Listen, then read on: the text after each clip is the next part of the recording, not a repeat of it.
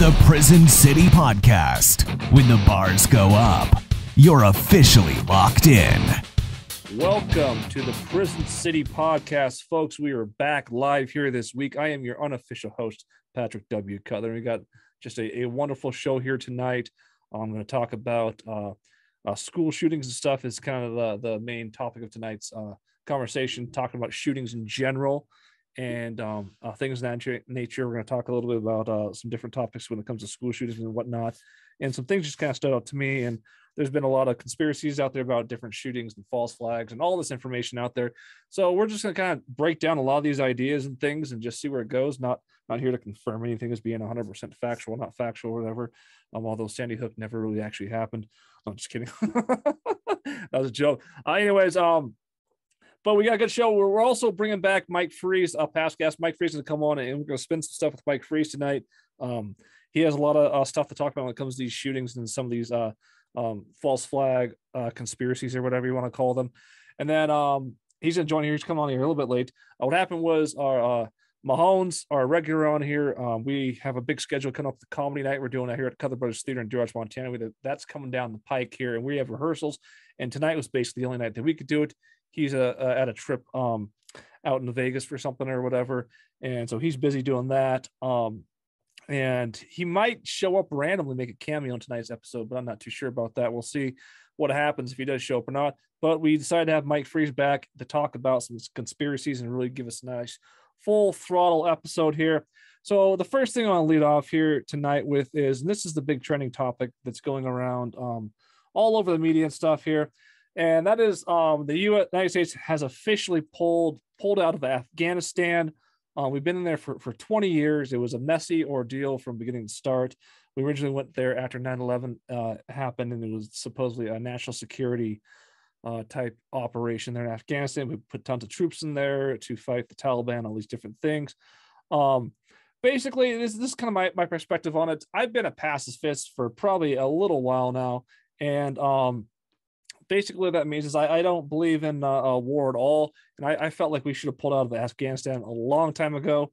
I felt that liberals were huge hypocrites on this fact, because so many liberals out there, basically when Obama got in the office, their whole thing about Bush is they hated wars, they hated Iraq war, they had all these fucking wars in Afghanistan, they had all these wars. Yet when Obama got in the office, he dropped more bombs than any president in history, and they said absolutely jack shit. I'm not going to be like liberal. I'm going to be someone who's actually more consistent with my beliefs, in the sense that I thought we should have pulled out of Afghanistan a long fucking time ago. I wish Trump would have done it. If Trump would have pulled out of Afghanistan, you'd see a big reaction from Republicans in support of it. Since it was Biden, you're seeing the opposite. But I totally agree with pulling out of Afghanistan finally, because it was so fucking pointless to be there to begin with. And that's where we're going to kind of lead off our show with. So we'll go around the table. We'll go to Matt first. You want to comment on or give your introduction or whatever, Matt? Yeah. So I'm sorry, my fucking earphones. I'm having new earphones, so these ones like muffle you can't hear what you're saying. Anyway, I'm excited to jump into the Sandy Hook and the shooting conspiracy and Mike Freeze. I can't wait to hear what he has to say coming on this, because he's like watching a live history channel show, quote unquote. He's very interesting, and he has a lot of good points. But as far as like the Biden Afghanistan, thing, my biggest question is like kind of what Pat was hitting at, but why right now? It should have been done a long time. Like, why right now? I hear a lot of people are kind of doing things for them. You know what I'm saying? And Biden's just kind of like the face of it all. But that's my biggest question. Why right now? Why, Mahoney? And on to Kelly. What do you think about that? Well, I'm excited to get into some nice controversial content tonight, especially with Mike Freeze. He doesn't mind pushing the envelope. But, this is our 23rd episode. So if you've listened to us up until this point, you know that we push the limits a little bit. My biggest reason excited to talk about school shootings and stuff, which sounds fucked up, but I'm excited to talk about this stuff, is because Nobody else talks about this shit, or when they try to, they get censored. And who the fuck knows? This might be the end of this podcast, because of the things we talk about. They might say, they're off the air. But that's my biggest red flag in life is like, if you can't ask questions, if you can't fucking debate it and talk about it, and it's like, why would you even say that? These kids fucking died. Well, if it stops at emotion, if emotion is the door, then we got a major problem. So I'm excited to talk about this. And I don't know every fucking thing about it. I just try to look for what makes the most sense. Again, I've said it a million times on this podcast. I'm a fundamentalist when it comes to all this shit. Hey, there's the man of the hour. Welcome, Michael. Okay, go ahead, Mike. Okay. I'm gonna meet you really quick, Mike. I'm gonna let Kelly finish the statement, then I'm gonna go right to you. Okay, well, essentially, Mike, I was just saying I'm excited. I am willing to talk about fucking anything. I am a truther. I am a fundamentalist. I am a common sense person, and I just want things to make sense. And when you say, "Nah, we can't talk about the Easter Bunny. We can't." That's not your parents. It's the Easter Bunny. When you can't talk about it, that's when I'm immediately like, "This is fucked up. This is a red flag." And as for the Biden Afghan stuff, which you opened with, I've been weaning myself off politics, but it's so hard because anytime you jump on Facebook or Yahoo or anything, it's right there in your face. And, being a curious person, you're constantly going to be reading about this and looking stuff up. So I don't know. It's fucked up. I don't know what's going on. I don't know if it's about oil. I'm sure that we're going to talk about it later. People are calling it the new Saigon. I don't know about that. I'm actually interested to learn some shit about that and then throw my 2 cents on top of that, because I'm not going to claim that I've read as much as, somebody on this podcast that's name rhymes with Ike Easefrey. So, just to recap, Mike Freese just has joined the show here. You haven't missed anything so far. I basically just opened up what we were going to talk about. Then I kind of led with just the Afghanistan stuff, pulling out at Afghanistan, how I've been a pacifist for a while. Unlike liberals, I'm not going to be a hypocrite. I'm going to support any motion to stop senseless fucking wars for no reason whatsoever. But I was basically saying that I fully agree with pulling out. It's long overdue. We pulled out from Afghanistan. I'm not sure what took so fucking long. But anyways, go ahead. Everybody, welcome Mike Freese to the show here tonight. Nostrovia. Two conspiracy theorists die together, right? And they're on their way to heaven. And at the gates, St. Peter tells them both, he'll grant them one wish, right? One answer to anything they want to know, and the conspiracy theorists love this. They get all excited, they're like, we're finally going to get to know who killed Kennedy, right? And how many shooters there were, and who was responsible. And St. Peter says, really? That's what you want to know? Who killed Kennedy? And the conspiracy theorists say, yep. We've spent our lives on this. Who shot Kennedy and from where? And St. Peter replies, Lee Harvey Oswald, 6th floor of the Texas School Book Depository. And the conspiracy theorists both look at each other, right? And they're like, dang, they even got God. This thing goes deeper than we thought. Sorry, that's a joke I actually told. What's that have to do with Sandy Hook? Yeah. Okay, let's just skip right to the crisis actors. Yeah, right. Yeah. Hold on. Before that, though, Pat's opener was about Afghanistan. So, Mike, I gotta hear your take on that. Yeah, man, it's crazy. It definitely. I caught a little bit of what you were saying in the very beginning about it being maybe like the new Saigon or something like that. And I had done a little bit of reading on it. There's a guy that I talk about with Pat sometimes, a guy named Dave Smith,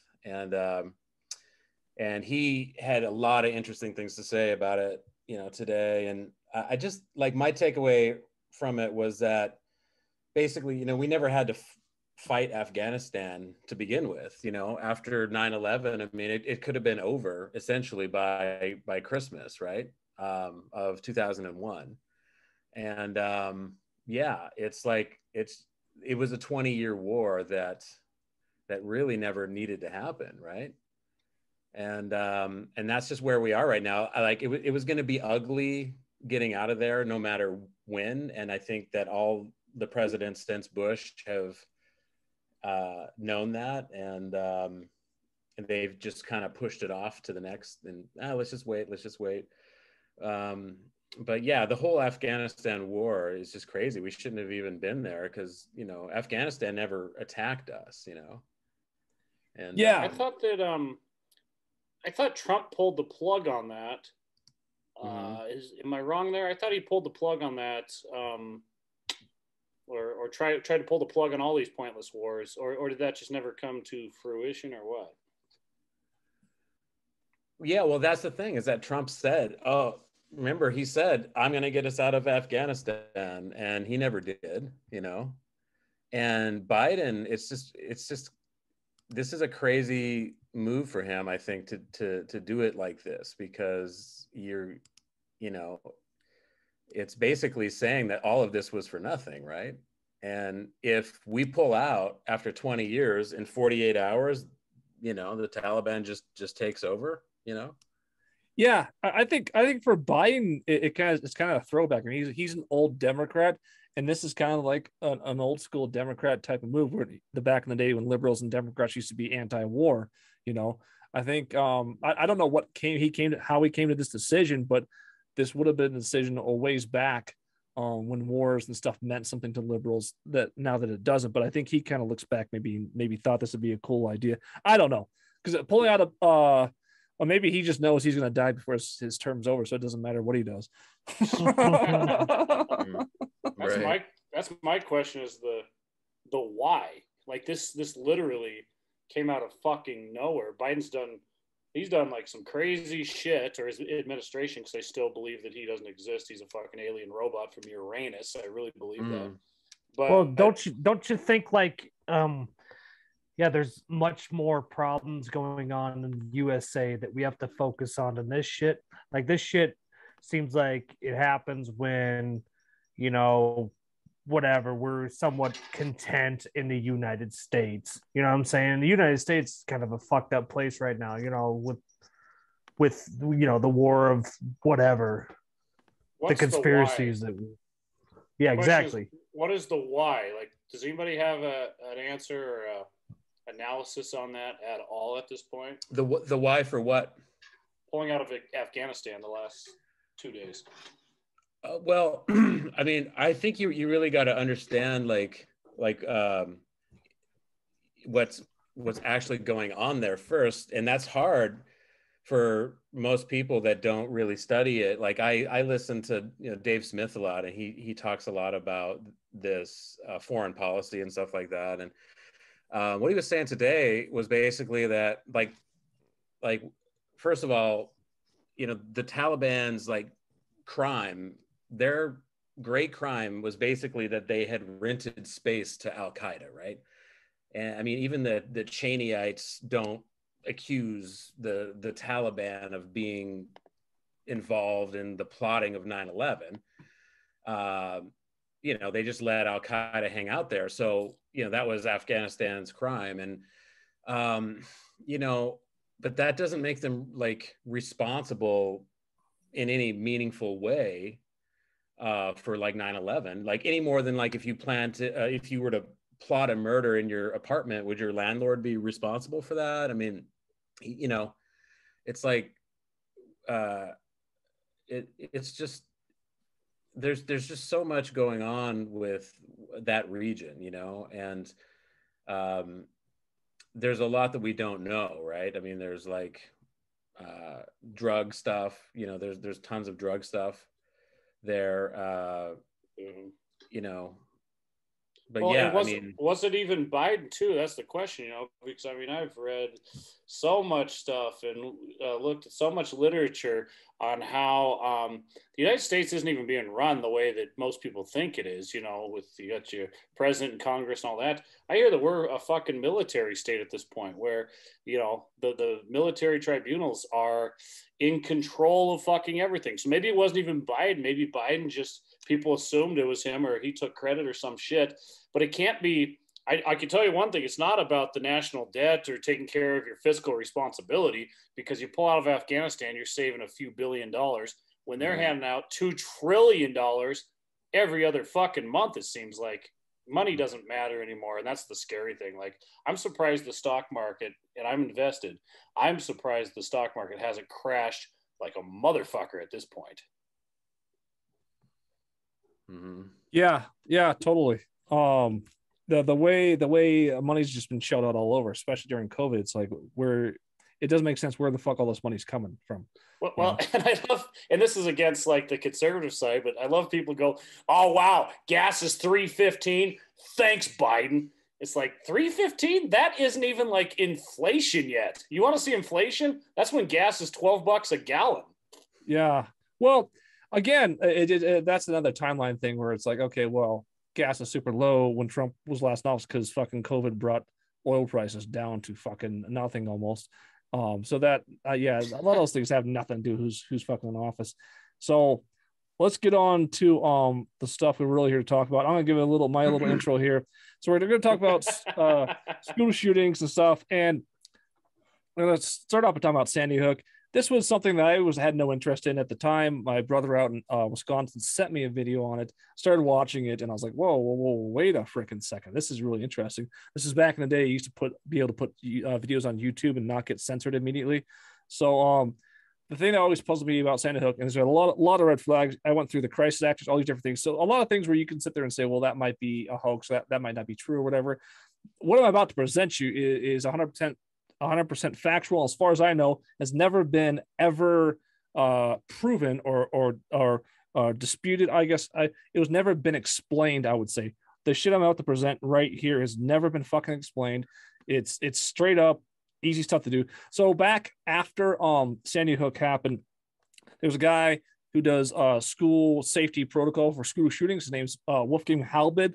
And what happened was, he did, since Sandy Hook, or since Columbine happened, because he was there for Columbine, he did these training protocols where they put all these training protocols back through all these different schools. So Columbine happened a long time ago, like late 90s, and Sandy Hook happened, however many years ago. So these programs have been in place a long time before Sandy Hook happened. So there's certain protocols that you're supposed to follow during any school shooting that happens. These are just specific protocols that police departments have, schools have, but it's mainly the police departments and whatnot, and the emergency health services and all those things. These are protocols have been around for like 15 years or whatever before Sandy Hook happened. So basically what happened in Sandy Hook, and what this Wolfgang Halbig guy says, is that basically zero fucking protocols were followed for a school shooting, like zero. So I'm going to go through this. I'm going to share my screen right here and just go through all the protocols that were not fucking followed whatsoever for Sandy Hook, and there's never been any explanation whatsoever why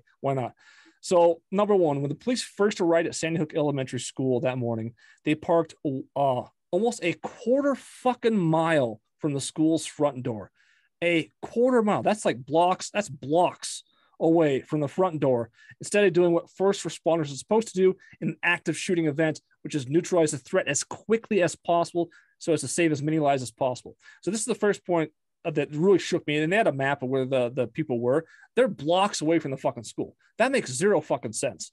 Second of all, paramedics. One note on number one, if you don't mind, too, just so people understand. Yeah, go ahead. Back in like a valley.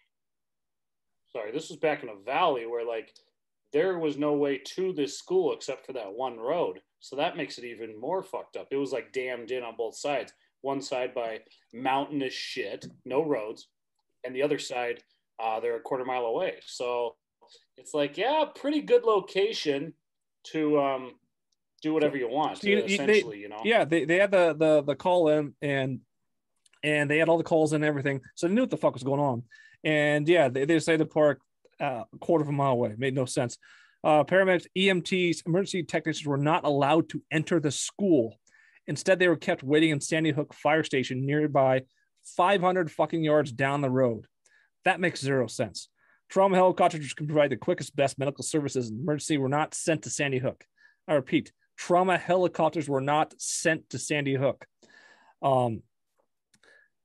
And then it goes on. Medical helicopter by Danbury Hospital's trauma center told Halbig we were never called. So they were never even fucking called. The helicopters to go to the shooting were never fucking called.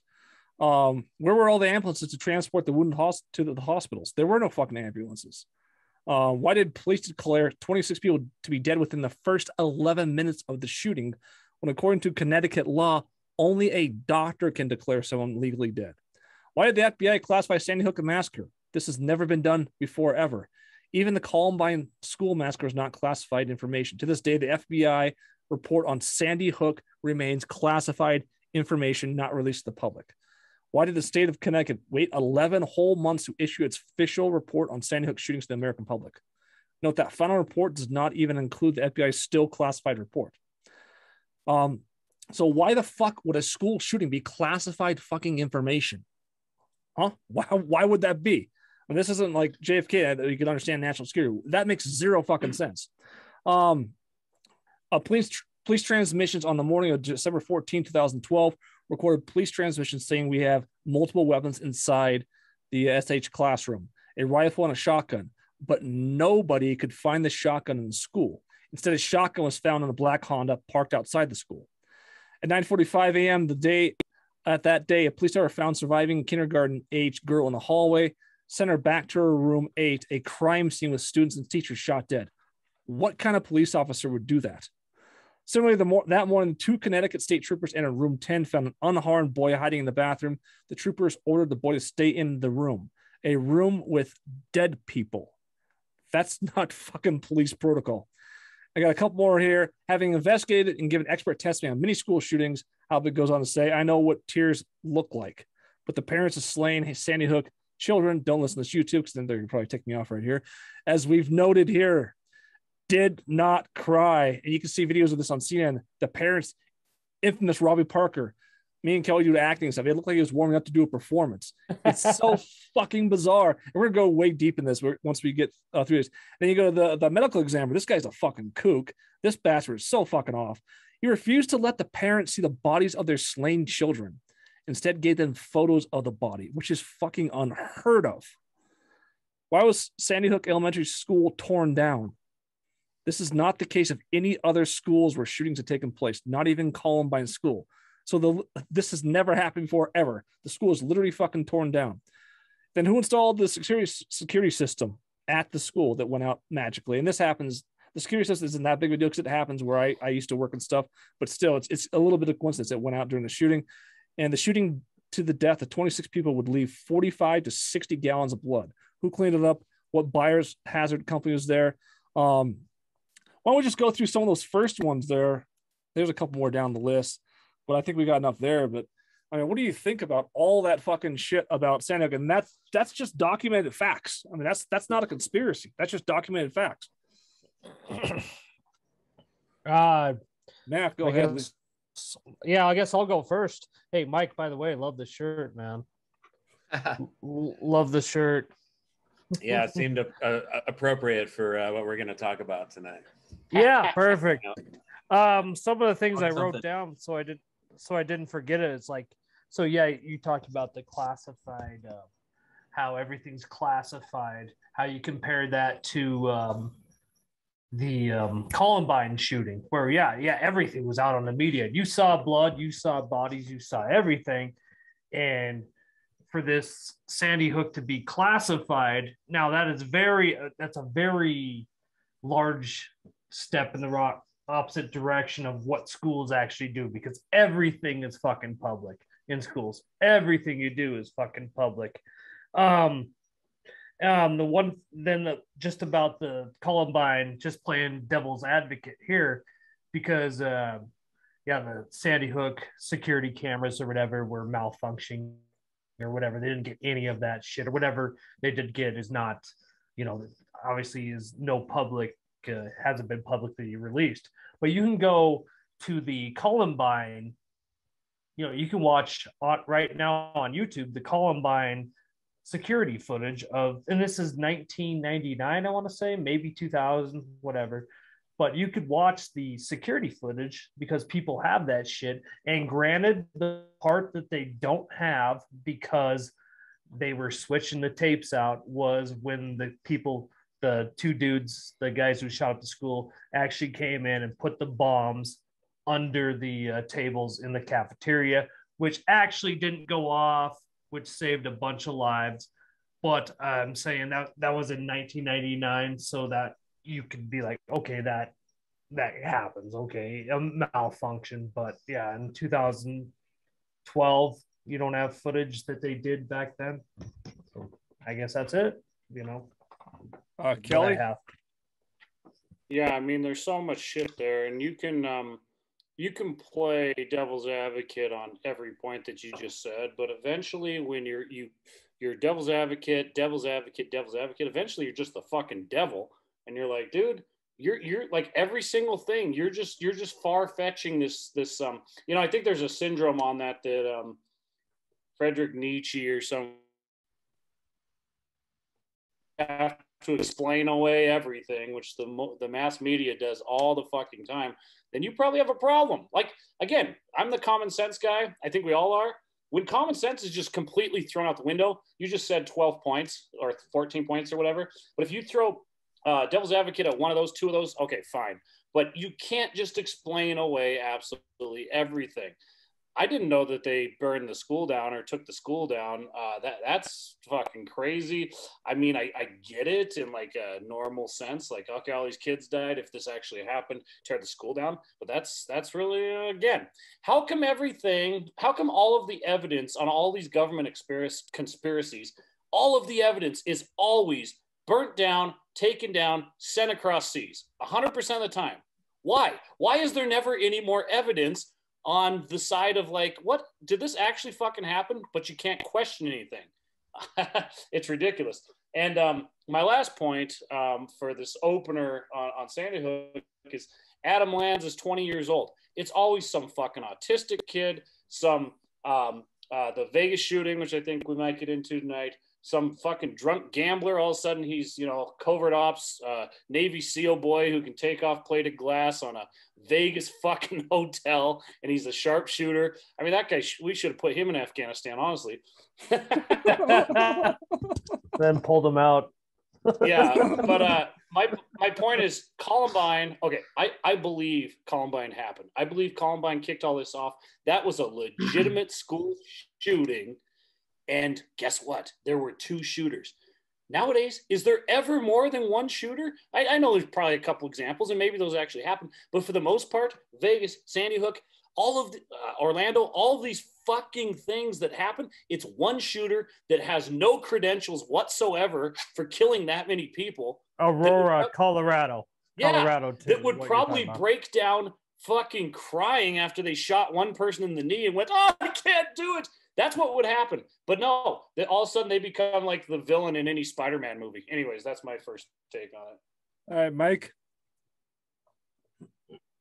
Well, I think what Kelly said is very true about just questioning it and just looking into, like, I mean, first of all, these are awful things, right? I mean, like, I think I can speak for all of us here when I say that we don't really want to talk about these things. Like, I don't want to talk about the Vegas shooting any more than I wanted to talk about the 9/11 shit. I mean, it's like, but you look at evidence, and then the evidence, it's just there for you. And that's why we have freedom of speech, right? Like, that's the whole point, is that, hey, like, when things don't add up, we're not, I mean, look, I'm not a Sandy Hook denier, right? I mean, and I think it's important to say that. And I think it's respectful to say that, especially, I think whenever you're talking about these kind of things, you really should have a moment of silence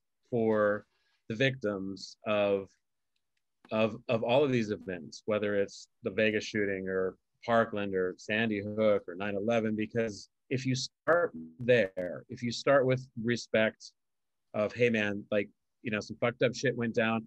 And obviously it's a conspiracy, because let's define what conspiracy is. It means to have a plan. It means to have a plot. So even if it was just this fucked up kid, well, he had a fucking conspiracy, didn't he, to go in there and do it. And guess what? We should look at it. We should look at how did this happen, right? And so when you look at Sandy Hook in particular, again, we're not Sandy Hook deniers here, right? Like we don't, and because there are people that deny the whole thing. They're like, oh, those kids didn't die and this is all bullshit. But you got to look at where they're coming from, because this, and I think Pat's going to get to this in a minute about the crisis actors. Like that really blew my mind. Like that was the thing that really got me on the Sandy Hook thing, was that I saw the footage of that guy. What was his name? The parent. And it was right. Yeah. So like it was right before he thought the camera was turned on, and he's like joking around with the guy, with the film guy or whatever. He's like got a fucking grin on his face. Looked like he was rehearsing like an actor, like you said, just totally, just a guy in a fucking good mood. And then as soon as they, all right, are you ready? Okay. Oh, and he gets all ready, and then the fucking guy starts crying, and it's like, you motherfucker, man. Like, even if that is your kid, fuck you for just like what are you doing, man? You know, and so that kind of thing, a lot of people saw that, and I don't know if that's scrubbed off YouTube or not. Maybe you can still find that, but those are the kind of things that get people on these conspiracy trails, and I think everybody should be, because everything is a conspiracy. There's conspiracy in the Bible. Hey, guess what?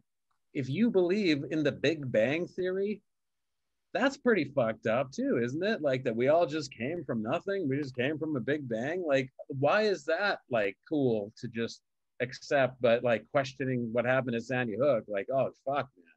Like you must be crazy if you think that's, you know what I'm saying? Like, and so we have to stand up against people that just want it to be normal. You know what I mean? Because this whole world's not normal. Mm-hmm.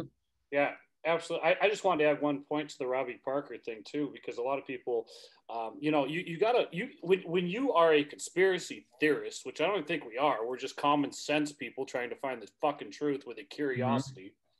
But when you are curious, you have to look at everything from each angle, because everyone's like, you know, they'll dissect everything you say as well, just like you do for any of these occurrences. So anyways, Robbie Parker walks out, and like you said, he's laughing or whatever.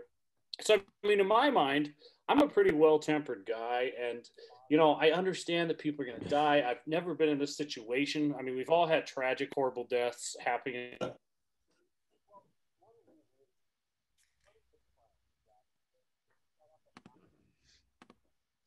You know, and I know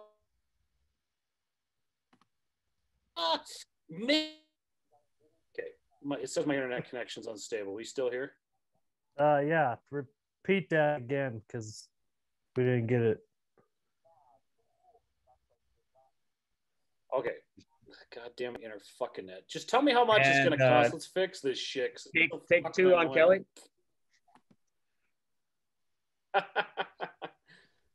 Hey, next week, I don't care what it costs. Hey, here, let me show you. I'm gonna go to that footage here really quick of that this is the dad, Robbie Parker. Oh shit. Yeah, you have, that's good. Yeah, so here it is. After this, I want to finish. Well, maybe I should make my point, Pat, really quick. Maybe I should make it before you show this, if you can hear me. Just make your point real quick. All right, maybe I should show this really. All right. I already got it. Let me just show this really quick to everybody. So I'm going to show for audio audience. I got a shot of Robbie Parker. This is right before he gives a speech at his kids dying, and you can see him laughing right before it. And so with that said, I'm just going to go with the shared screen here and just play it. There's no audio to this, so let's just play this for YouTube. There's no audio. No, there's no audio because they're getting some. It's impossible to hear it. They don't. He doesn't really say anything. Anyways. All right, ready? Here we go.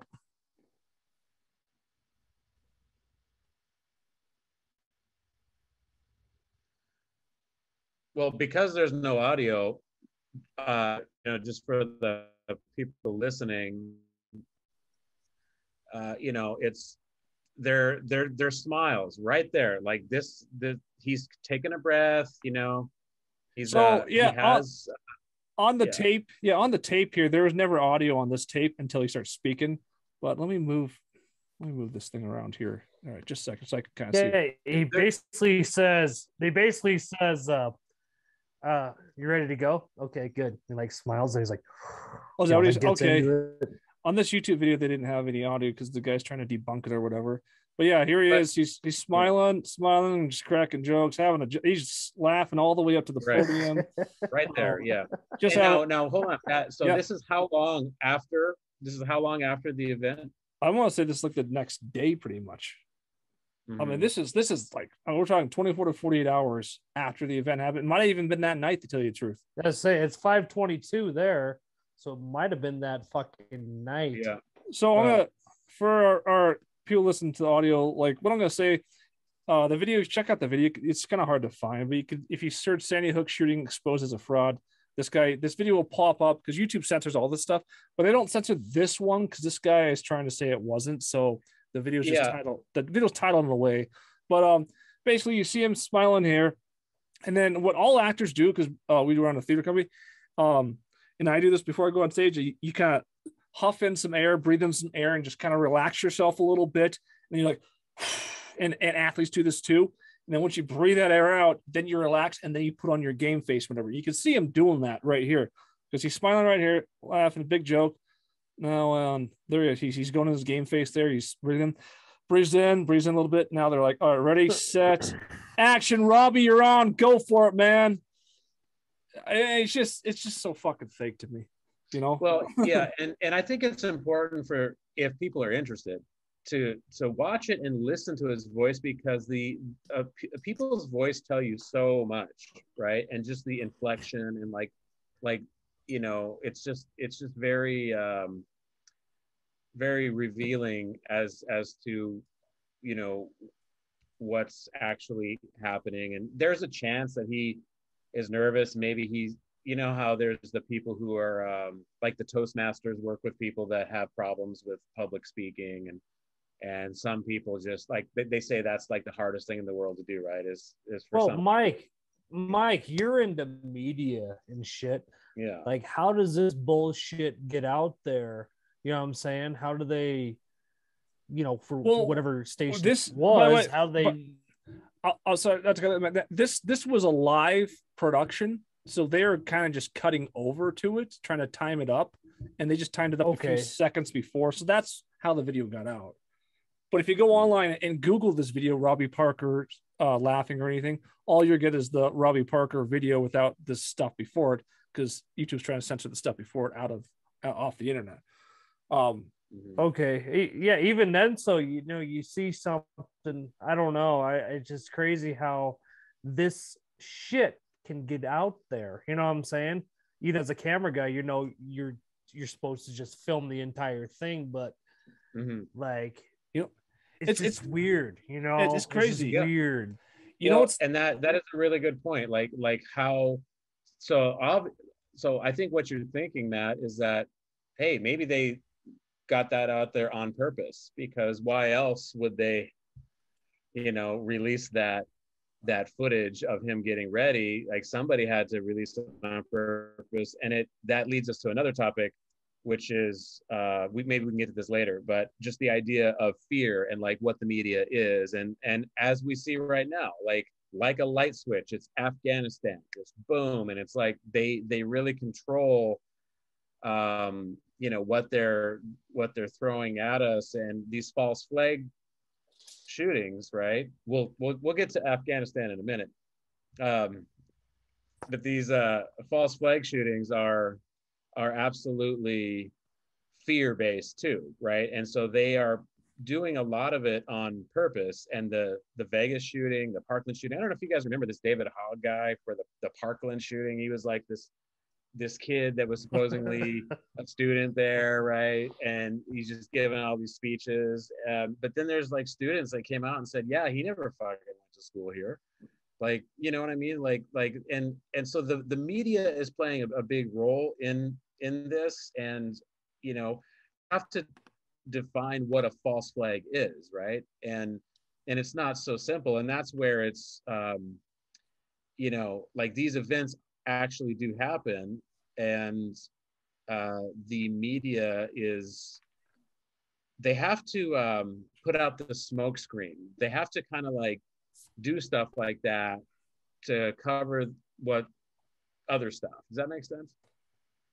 Yeah, I think that makes total sense. And just to add on to that and everything, I have another video I just was able to still find on YouTube, and it's even more fucked up. And I got the audio from it. I don't know, Kelly's seen this video, but after they also interviewed the coroner of the Sandy Hook, who did just a bang up job in this whole fucking thing. And this guy is laughing throughout the entire fucking video. I mean, this is a school massacre. He's trying to crack jokes. Like 26 kids just died. What the fuck are you doing? And so I'm gonna mute this video. I'm gonna mute everybody really quick, and I'm gonna play this video, and I'll have the full audio on it so everybody can listen to the audio. But check this shit out. This is really fucked up. Here we go.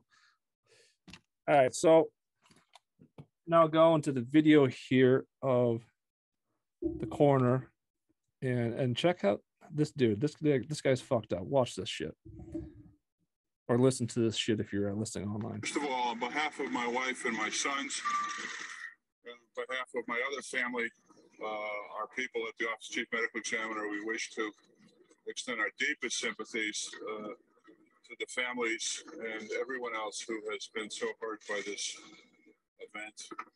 They're up all on the second floor, and I didn't get there today.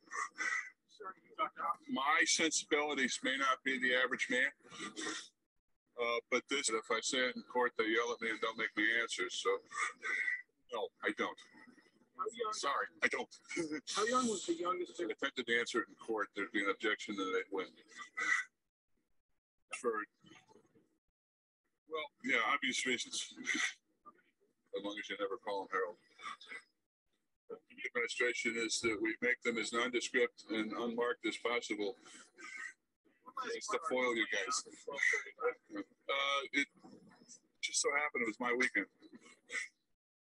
And 26 as chief medical examiner. This is the only second press conference I've given.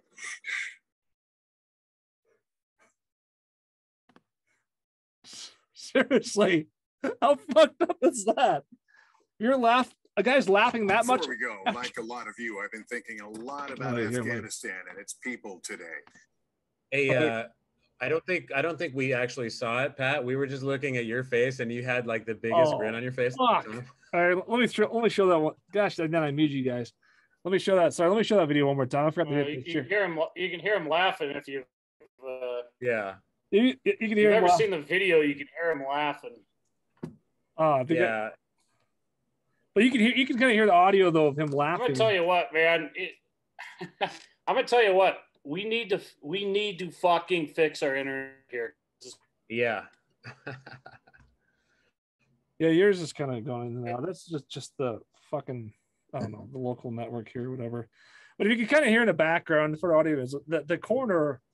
I mean, you're talking about this guy's laughing almost over 10 fucking times right after a school shooting happened with 26 victims already. If you guys search on YouTube, let's see what it's called. It's called Sandy Hook Coroner Idiot. It's like a highlight reel. This guy just acting like a complete dumbass. And it's just mind-boggling again, where he even says at the end, this is like his first press or two press conferences he's done, but still, I mean, 26 kids just died. You're going to be fucking cracking jokes throughout your press conference once, twice. Okay. Maybe like 10 of them. You know? Yeah. And even if that's like gallows humor, as they say, like with, soldiers or people that see a lot of shit, like they kind of make fun of stuff just to deal with it because it's so heavy, right? And so there's always an explanation as to why maybe someone acts a certain way. But again, this is just yet another thing. And you almost have to look at it like a scale. It's like, okay, well, here's all the shit piled up on the fucked up shit. And then here's all the shit piled up on what the official story is. And it's like, it's like, do you remember Columbine? Anybody coming out just fucking cracking jokes on national TV about it? They're supposed to be like professional in their business or whatever. I don't fucking remember that. no. There's one question you need to ask on all this shit to anybody, and it's just a 3-letter word. It's why. And then you go into the next thing, and then Why? That's all you got to ask. And then people just, they can't answer us. And they just say, you're a fucking conspiracy theorist. Get out of my fucking life. It's so ridiculous. You go, why is he laughing? I'm not saying Sandy Hook didn't happen. Just why is he laughing? Why is Robbie Parker laughing? Well, people get nervous, like the shit we're talking about. Okay, well, put yourself in their shoes. Yeah, okay, maybe I would be like, okay, are we ready? But then it's just like the tension builds up. It's like I'm laughing, talking to Pat, the cameraman over here, and then all of a sudden I'm just like,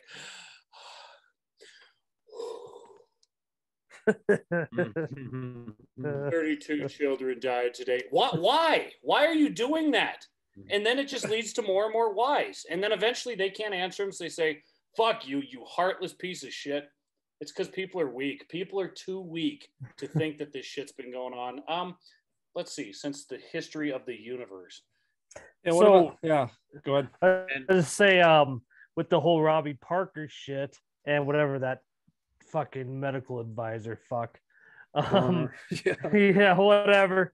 Anyway, from what Mike is saying, or what I'm trying to get back to what Mike was saying about that shit, is like sometimes media fucks it up, I guess. You know what I'm saying? They show you too much, then someone TiVos it, then next thing you know, oh fuck, what the fuck was it? Well, I have a copy. Boom, here it's on YouTube. You know what I'm saying? And everyone else is like, okay, well, what the fuck are they fucking saying that shit? Sorry.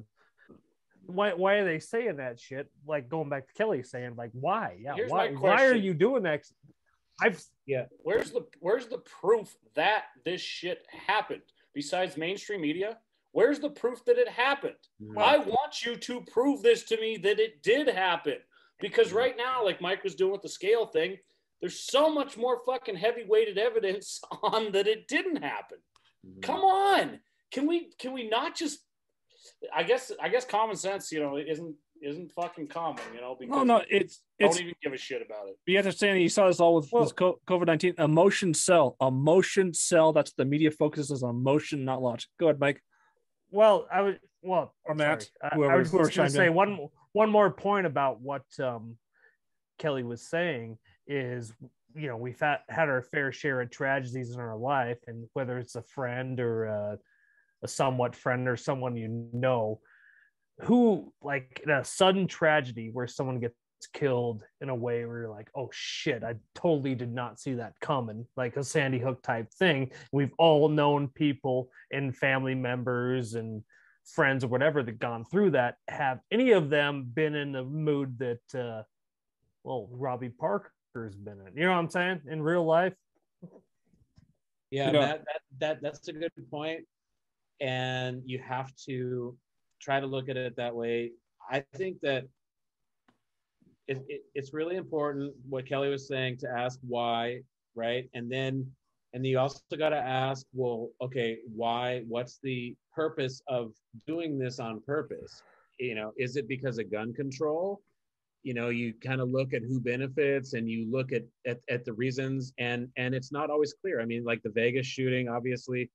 But the more you start to ask those questions, why, then the more you start to come across things that are really, really, really interesting and undeniable. Like, for instance, Pat, let's talk about crisis actors. I mean, shit, man. Some of these fucking people are at different events, and it's the same person. Like there was this lady who was at the Boston Marathon, right? She just happened to be there, and then she's one of the people who was like in the background crying at the fucking Sandy Hook. Like, do you have any of those pictures, Pat? Hey, yeah. Pat, really quick before crisis actors, I just got one more point on the why. And the why is, in any crime, or like something burns down or someone gets murdered, the why, if it actually happened, is answered in 1 fucking minute. But if it's not answered in a minute, then it probably didn't happen the way they're telling you. That is an easy, correlation. That's a good point. Yeah. So I'm like this guy murdered his wife because she was pregnant and he didn't want to be the father and he was cheating on her. Period. Well, yeah, the why is a good point Whoa. because Are you relating that to your personal life? No, Chris Watts, or is it Chris Watts? You guys know the story. The Utah guy, I think, that killed his oh wife. yeah. Oh, that we could do an entire episode. That shit's fucked up. Yeah, that shit's way the fucked up. You hear about that And let me story? say one thing here too. Like we're like artists. We're comedy guys. Like I got my start in theater and comedy, and then that led me to filmmaking. And you guys are theater, comedy, performance guys. Like you guys aren't conspiracy guys. You guys are just people who ask questions, who are curious, and a lot of, you know, comedian artist type people are curious, and it's just this is some dark shit that we're talking about, you know, and there has to be we're talking about why. Ask yourself this question: are you better off not knowing some of this shit? Because this is a real question. Because I have a lot of friends, as do you, who are not conspiracy theorists, the people that just don't even engage. And you know what? I look at their lives and I'm like almost jealous sometimes, because I'm like, that must be fucking great. Like not knowing about you know, all this shit, right? And it's like, and then you ask yourself, take it one step further. I believe that one day we're all gonna die and find out the real truth of everything, you know? And maybe the big joke on conspiracy theorists is that, you know, once you're shown the truth, it's gonna be different than what you think anyways. And so, you know, it's gonna be like, fuck, man, I wasted how many years like of my life on chasing these fucking rabbit holes, when in reality, all I should have been doing in life is just paying attention to what's in front of me. And because the world's too big, it's too much, man. Afghanistan, Iraq, Iran, Saudi Arabia, it's too much, you know. Mike, I know, and Pat, I know you want to get onto this video or whatever you're about to show, but I just want to make one comment on that shit. The more disturbing thing to me in my life over Sandy Hook or the Vegas shooting or 9/11 or any of it's Titanic, it doesn't matter.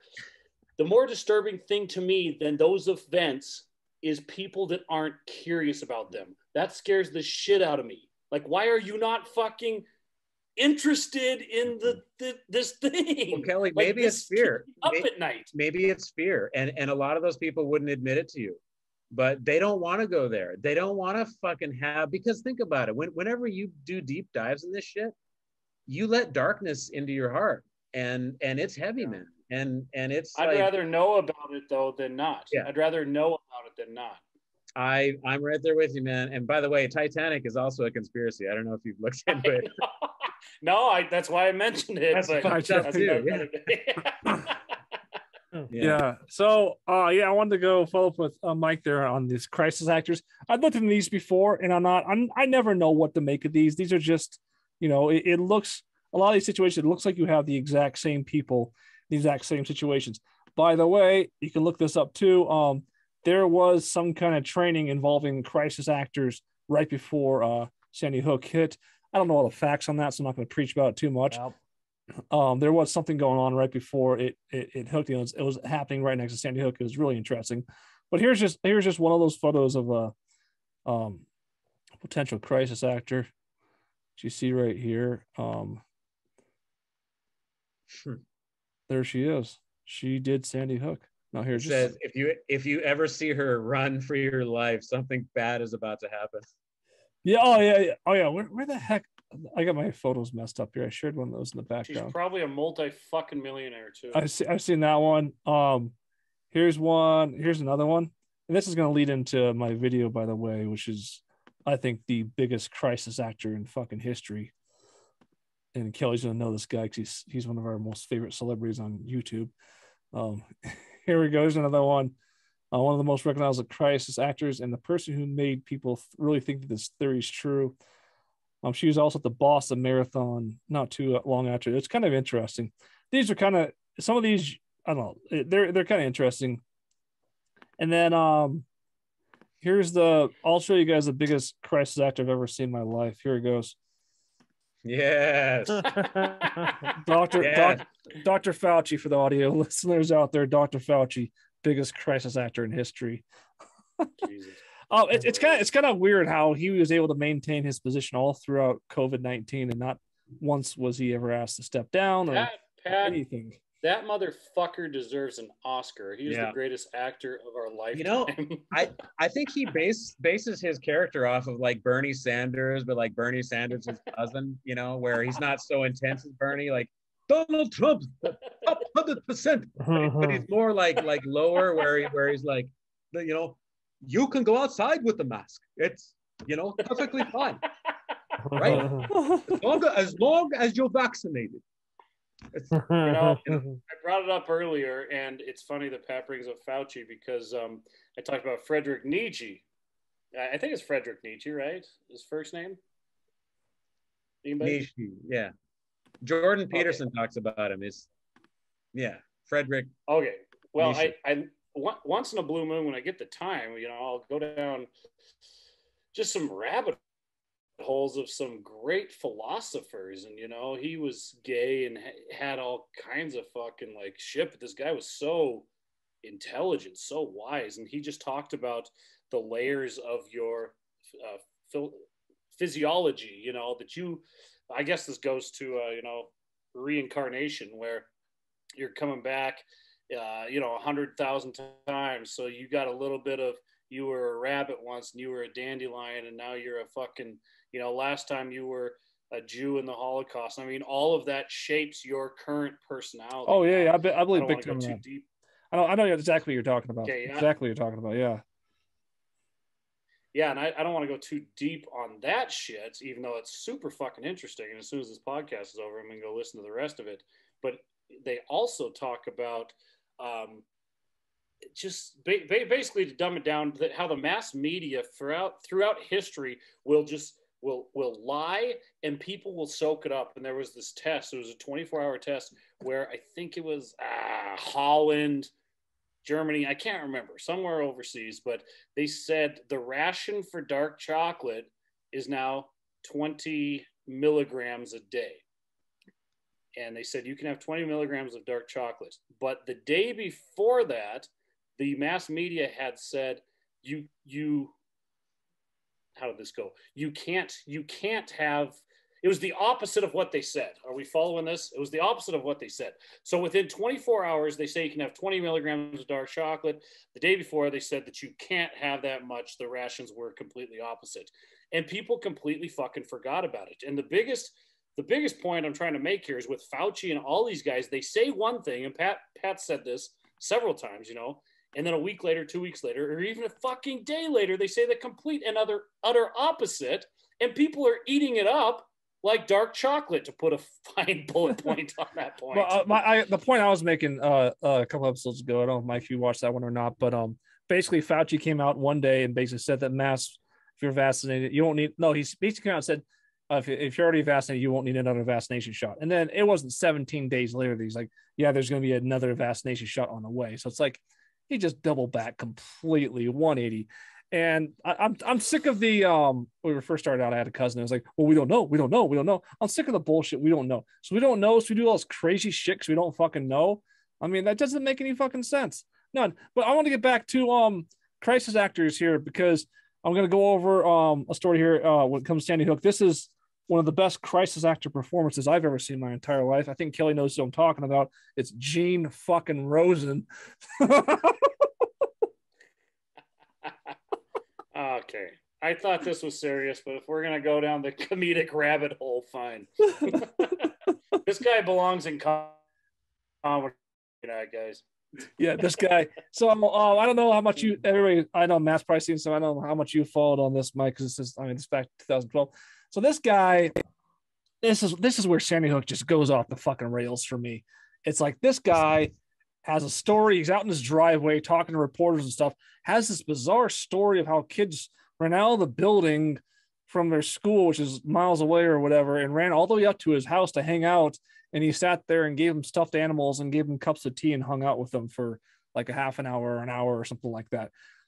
the story's so fucked up, but as you're watching it, he this interview, he changes his story like constantly. Like it's constantly fucking changing. Using traumatic events that just happened, you can get a pretty good recollection if you shot right away of exactly what happened. This guy's story is like all over the fucking place. I'm gonna play the video here. I want everyone to watch. You can determine your own thing. Like, I mean, I'm not saying this guy's totally full of shit, but you can see points which almost looks like this guy is just completely acting, improv. We do a lot of improv out there, just trying to make it up as he's going. And it just looks fucked up. I'm going to meet everybody again. This time I'm actually going to share the screen here. Make sure I do that.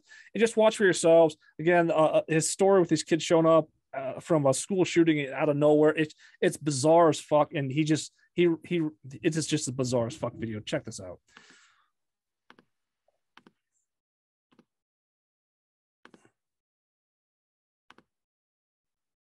All right. Shots. And sometimes I hear a deer hunter shooting and it's boom, boom. These were very staccato shots. They were very quick. Boom, boom, boom. And I thought, how obnoxious. Why would a hunter do that? But I didn't think much of it. I really didn't. I didn't think much of it. And I walked outside right there and I looked down here.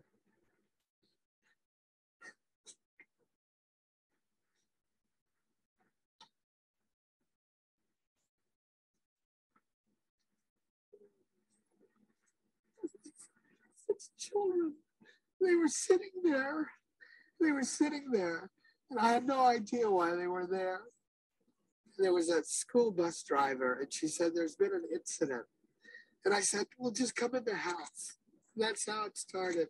I brought him in the house. And then over the next 30 minutes, they just described what happened, little by little. And these two boys kept saying, we can't go back to school. We can't go back to school. Our teacher is dead. Mrs. Soto, we don't have a teacher. And I couldn't believe it. I couldn't take that in. A woman came to my house at 12 o'clock. Her face looked frozen in terror. I've never seen a face look like that. She said, is my boy here? I heard there were 6 kids here. And she said the name of the child. I thought if she'd been to the Sandy schools, she thought maybe a miracle from God would have the child at my house. And I looked at the casualty list at 6 o'clock.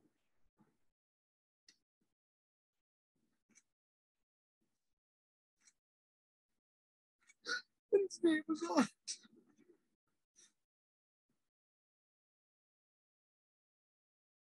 All right, so there's Gene Rosen for you guys there. I don't think I've seen a guy cry so hard yet not actually shed a single tear. I'm not sure how that's possible, but maybe he has some new disease that makes it hard but never actually shed a tear.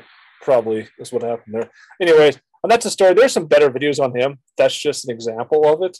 But there's a lot of videos where just the ending there where a random parent shows up out of nowhere. And why would she just randomly show up at his house?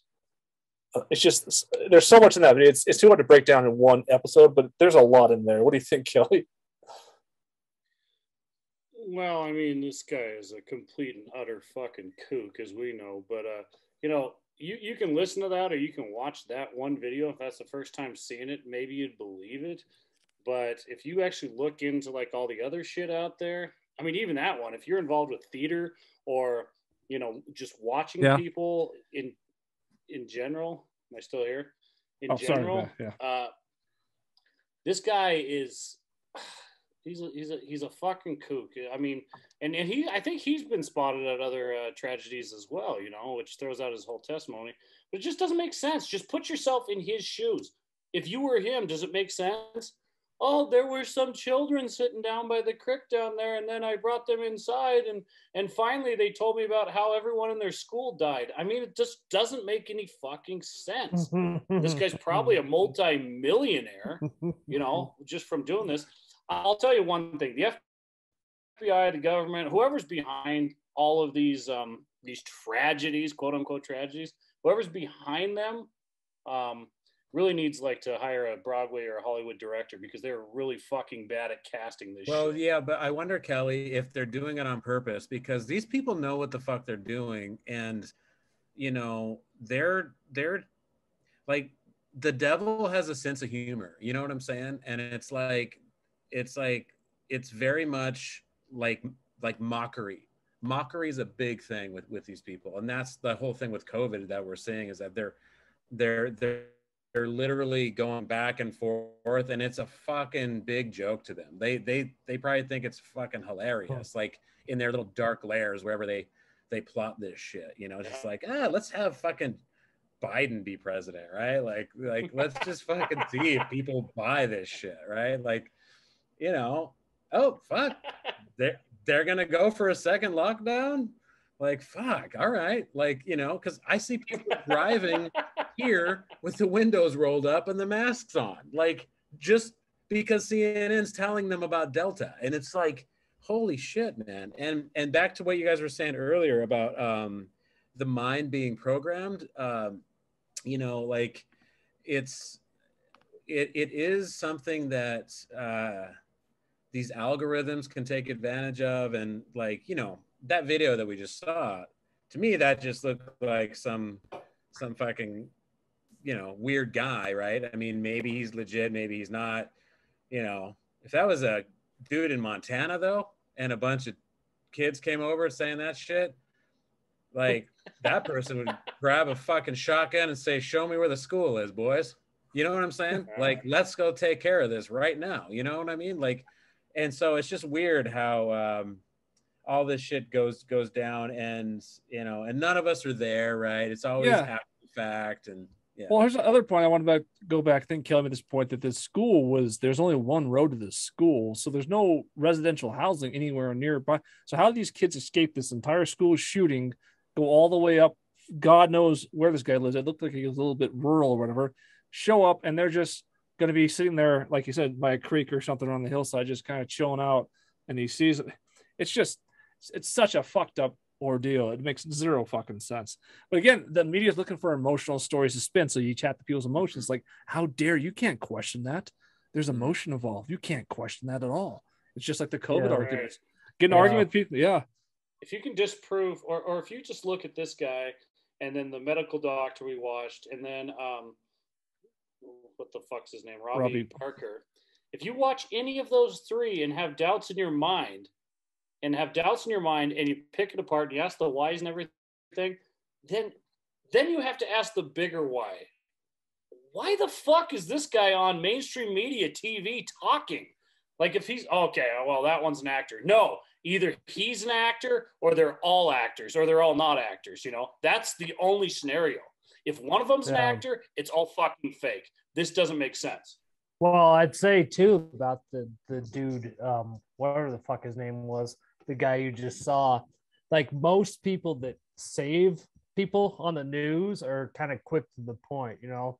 Yeah, I saw him drowning, so I was like, fight or flight, you know, I'm going to jump in the river and save him. Then, yeah, I pulled him out and whatever. But this guy, I saw, you know, so many details of what they were doing and their actual teacher name. Yeah, you know what I'm saying? It's just compared to like normal KXLF bullshit where people save animals or something, they're kind of quick to the point, you know. Can I ask you something, Matt and Pat? Yeah. And Kelly when he comes back. There he is. You guys are teachers, right?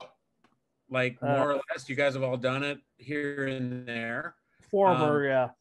So what would you do if some little fucking kid came in there, or some fucking dude in a trench coat or whatever, and just starts shooting? If you're just teaching and all of a sudden you hear you know, shots going, like, you know, in Deer Lodge, luckily growing up, we never had to worry about that. I mean, shit got weirder, I think, after our classes, you know, like, definitely, you know, there's a lot more security there now. You know, like, my mom's classroom was never locked. in 6th grade, but now the doors are all locked and like the teachers, can't go in. Like there's all these security measures now because of fucking Sandy Hook and because of Parkland and all that shit. Just from your perspective, like what would you guys do if you were in a situation like that? Not, you don't have to be specific, but it's just interesting to hear a teacher's perspective from it, I'll go first. I think anytime that you are a teacher, and this shit happens all the time. And by the way, that's how I admit school shootings. And then the devil, the fucking evil side takes them and exploits it in the worst fucking way. It's like people legitimately are dying in the worst way. And you're trying to turn it into, for whatever reason, your propaganda for whatever, to disarm people or, sell school locks on your doors or whatever it might be. But anyways, working in a school, I'd be remiss if I said you do think about this shit all the fucking time and you imagine it happening. And I was a music teacher and I had 50 chairs in there, 60 chairs in there. And I was just like, if someone came through that door, what would I do?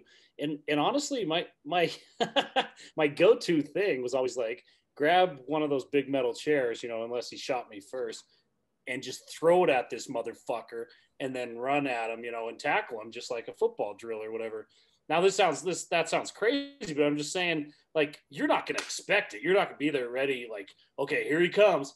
I'm just saying, if he busted through the door, the first thing that I always said to myself, grab something, the biggest thing you can, and chuck it at him at the same time you're running at this motherfucker and tackle him into the hallway. I don't know if that answers your question or what you were, getting at there a little bit, but I'm just like, there's 50 kids in this classroom, and I think my first method of anything would just be, even if he was shooting at me, like, this is my job.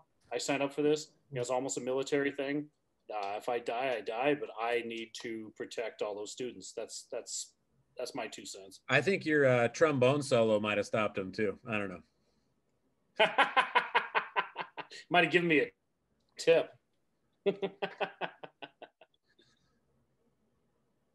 I don't know. I guess in my situation, tell the kids to run, because we'd probably be in a gym, They'd kind of be like picking fucking sitting ducks off the pond almost. But children are also, if they paid attention to the first couple of days of school, they should know like where the emergency exits are. So someone comes into an open area space like a gymnasium, the only thing you fucking can do is run or try to take cover wherever, behind the bleachers or fuck, who knows? Mike, I don't fucking know.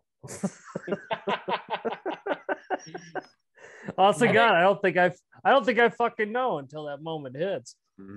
I think the biggest thing here, the biggest overarching point, is that you can't plan for this shit. You can put locks on there. You can put locks and jail bars just like a prison. But guess what? You can't keep prisoners out and you can't keep contraband in and blah, blah, blah, vice versa. You can't fucking plan for this. I don't care. Yeah. So that's the biggest thing. It's in your head is like, this is going to happen no matter what you try to do to secure this place, no matter what you do.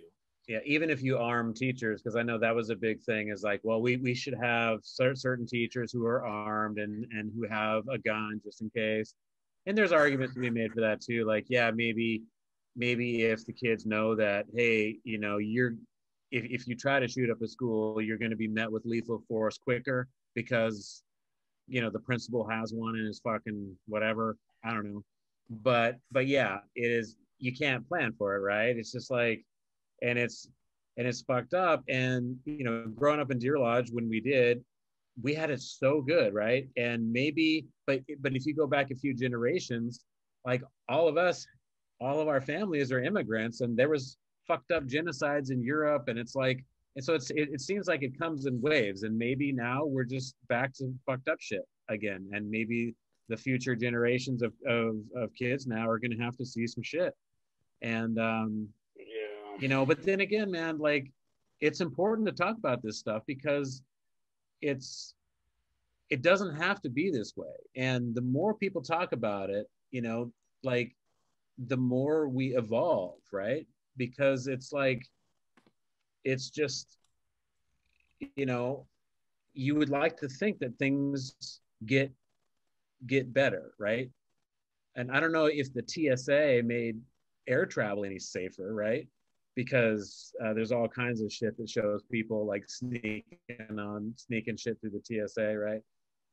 Like after 9/11, right? But there is some kind of progress of like, okay, well, we all know 9/11 was fucked up. So how do we try to stop that from happening? And just having that conversation, I think, is one of 10,000 steps, you know? Yeah, it's really sad, man. Because growing up, you're exactly right. Like, I miss just like the old school. You see pictures of it all the time.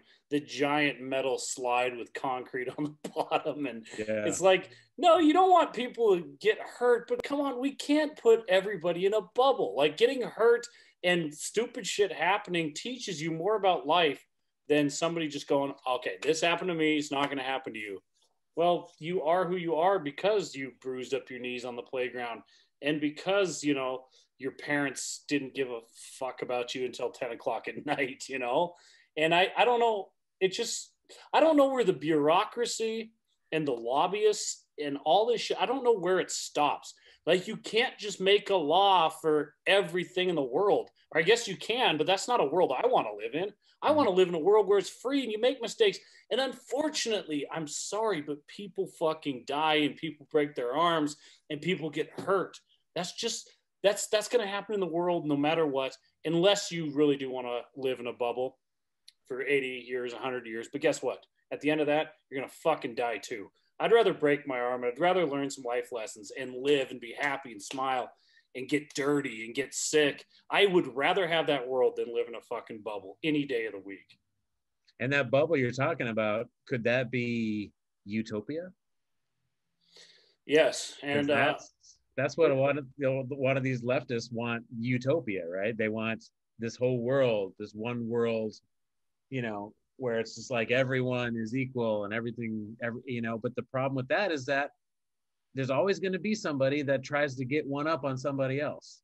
And they tried that. They did like a rat experiment where they gave all the rats equal and they gave them a paradise. And turns out the rats fucking killed each other, right? Because it's like, it's just who we are in the evolution. It's like, we're not meant for equality, you know. It's like you gotta, like Kelly says, let the kids fall down, let stuff be unfair sometimes, you know, because how many great human beings that changed the world came from really hard shit, like Martin Luther King or like fucking Nelson Mandela. I mean, it's like, if these people had a fucking bubbled lifestyle, none of that shit would have happened. You know what I'm saying? Yes, 100%. And this goes back to Friedrich Nietzsche. And I'm sorry if I keep saying the first name wrong, but Nietzsche will go with, you know, and talking about the layers of reincarnation and shit. You can believe in Christianity and you can believe in the Big Bang Theory and everything, and you can believe in reincarnation at the same time, because there's so many fucking layers. No, I'm not going to tell you, yes, I was a fucking squirrel in the last life. But what I'm going to tell you is I know just from being me that when I woke up, when I was born in this world, I had vivid memories of some shit in the past that doesn't make sense for anybody's brain, but that was there. And I'm sure all of us did. I know all of us did. That didn't make any sense. And it stuck with you. And then eventually you forget those things. Well, guess what? Next time you wake up, after you die, you're going to wake up again. You're going to be born again. And you're going to have vivid memories of Mike Freeze. And then you'll never know that that guy existed, but you'll carry a part of you on forever. So anyways, my point is, if this is an ever life is heaven and life is hell, and this is kind of obviously completely off subject of Sandy Hook, but life is heaven and life is hell at the same time, then where are we right now? Because I feel like we are in such a beautiful paradise, but all of our the panel here, all of our destiny is fucked up because we have this curiosity, this thirst for knowledge. And you're looking around just like the time machine at the Eloys right now. And that is a hell to me, just going, what the fuck is wrong with all these people? It's not even worth arguing. It's not even worth talking to fucking people at this point, except for like-minded people, which is a very liberal idea. But anyways, I don't know where I was going with that point, but I don't want to live in a fucking bubble now or next life or last life or in heaven or in hell. I never want to live in a bubble. Okay. Just let me make my own mistakes. And if I go drown in a river, then I do, and I'll wake up and hopefully make better choices next life.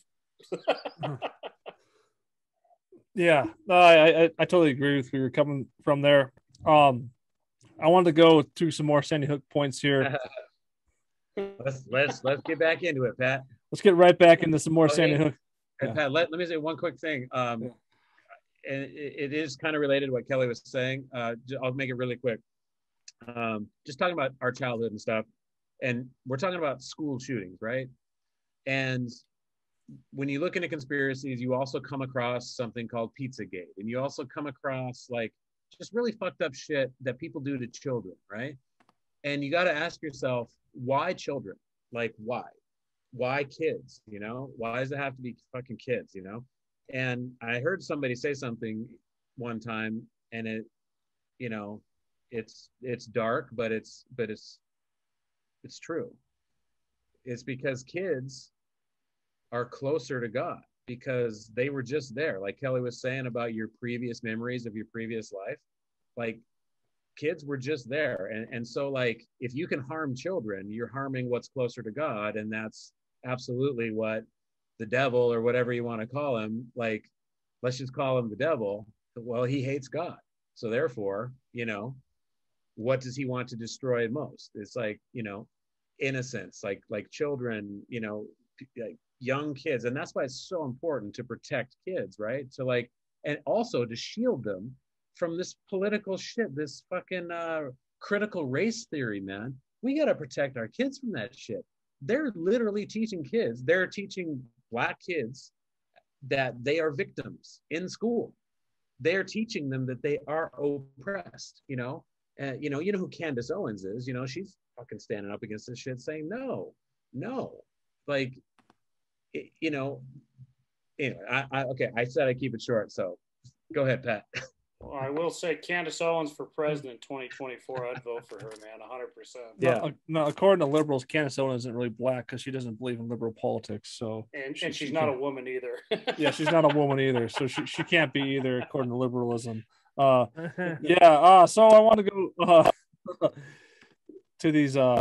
Yeah, the only that's a bigger point. I just touched on that. The only reason they would teach these things and make a certain race oppressed is, I'll tell you this for a fact. Studying persuasion and manipulation. You know what the easiest fucking way to manipulate somebody is? The easiest way to manipulate somebody is to make them the fucking victim. Then you can do whatever the fuck you want to them, whatever the fuck you want. Yeah.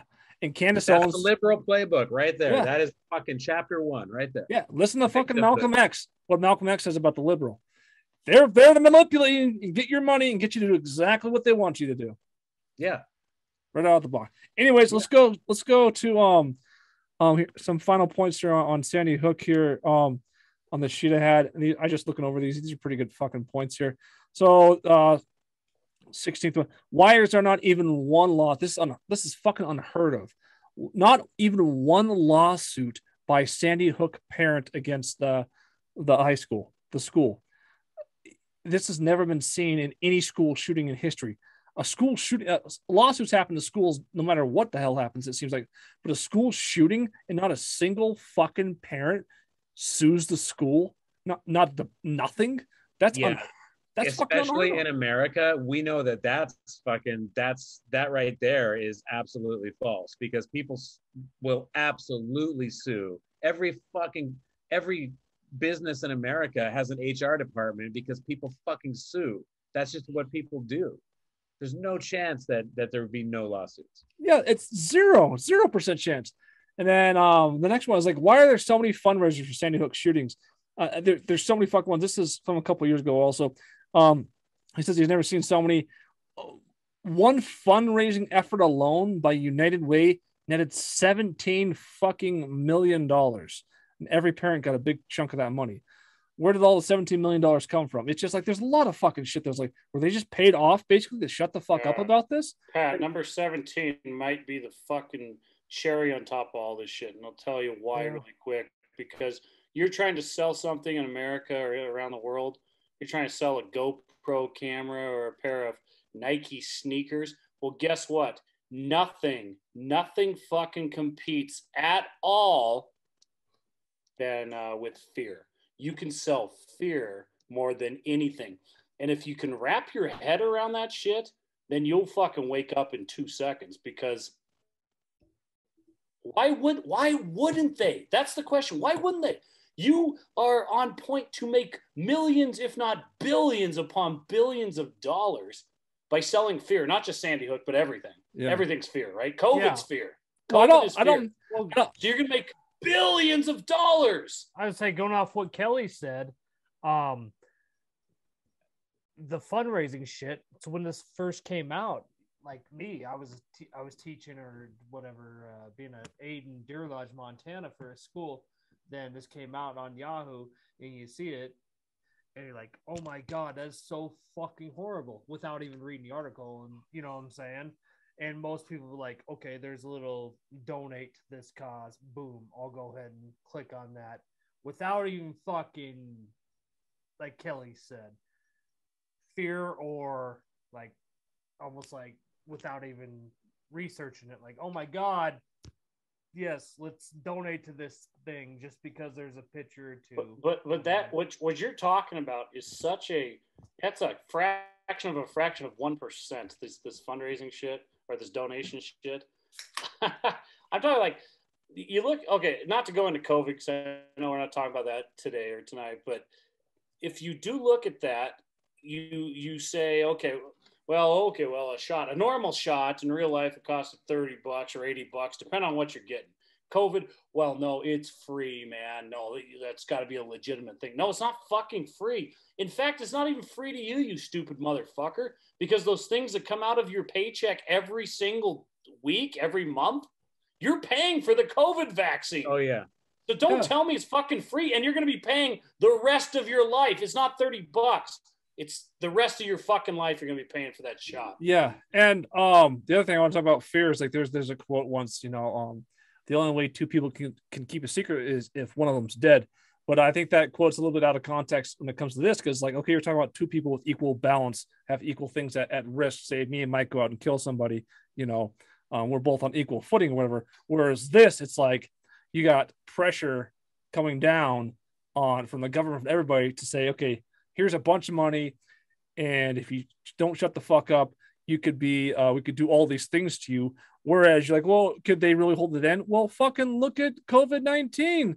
People fucking ran under their beds and hid for like over a year because they're scared to death of not only COVID-19, but they're scared to death even speaking out about it because of what people will say. Look at social media today. People are so fucking afraid in social media to say what they actually think because they're so fucking afraid. Fear. I mean, we're looking at the fucking Morlocks dominating the Eloys at the end of the fucking time machine because people are so fucking scared. They are. Hey, they're scared to death. I know, Mike, you have a whole fucking mouthful to spit out here in a second, but just give me a second. Yeah. Just one last thing about the fear taxes and the COVID. Yeah, it is. See, now I'm losing my fucking train of thought. He was talking about the time machine. Go on. Right. That was a good rant there, Pat, or segment there. But what the fuck was I gonna say about I lost it. It was a good point. It'll come back to me. Mike, I'll let you go. Write it down. That's what I do. Yeah, I lost it. Yeah. So I'll think of it in a sec. Yeah, it's so I thought of it, Mike. Yeah, your mom's giant tits are so hot. Jeez. We had to add in some humor because Mahoney's not here. Yeah, totally. Mahoney. I love you, Mike, and your mother.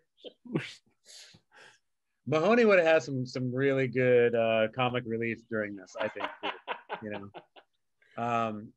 And it's good. I mean, Pat and I have talked about that a lot too, just having that perspective of,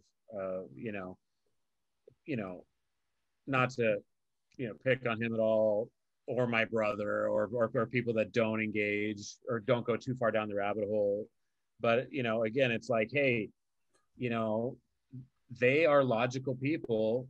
Not that we aren't, but it's like, they realize, hey, there's only so many hours in a day, and I don't want to spend my time on shit that I can't control. Like I would think that maybe that's where they're coming from, is that like the moon landing thing. Like Mahoney didn't even want to go there because like, what's he gonna do? Go fucking change it, or it's like.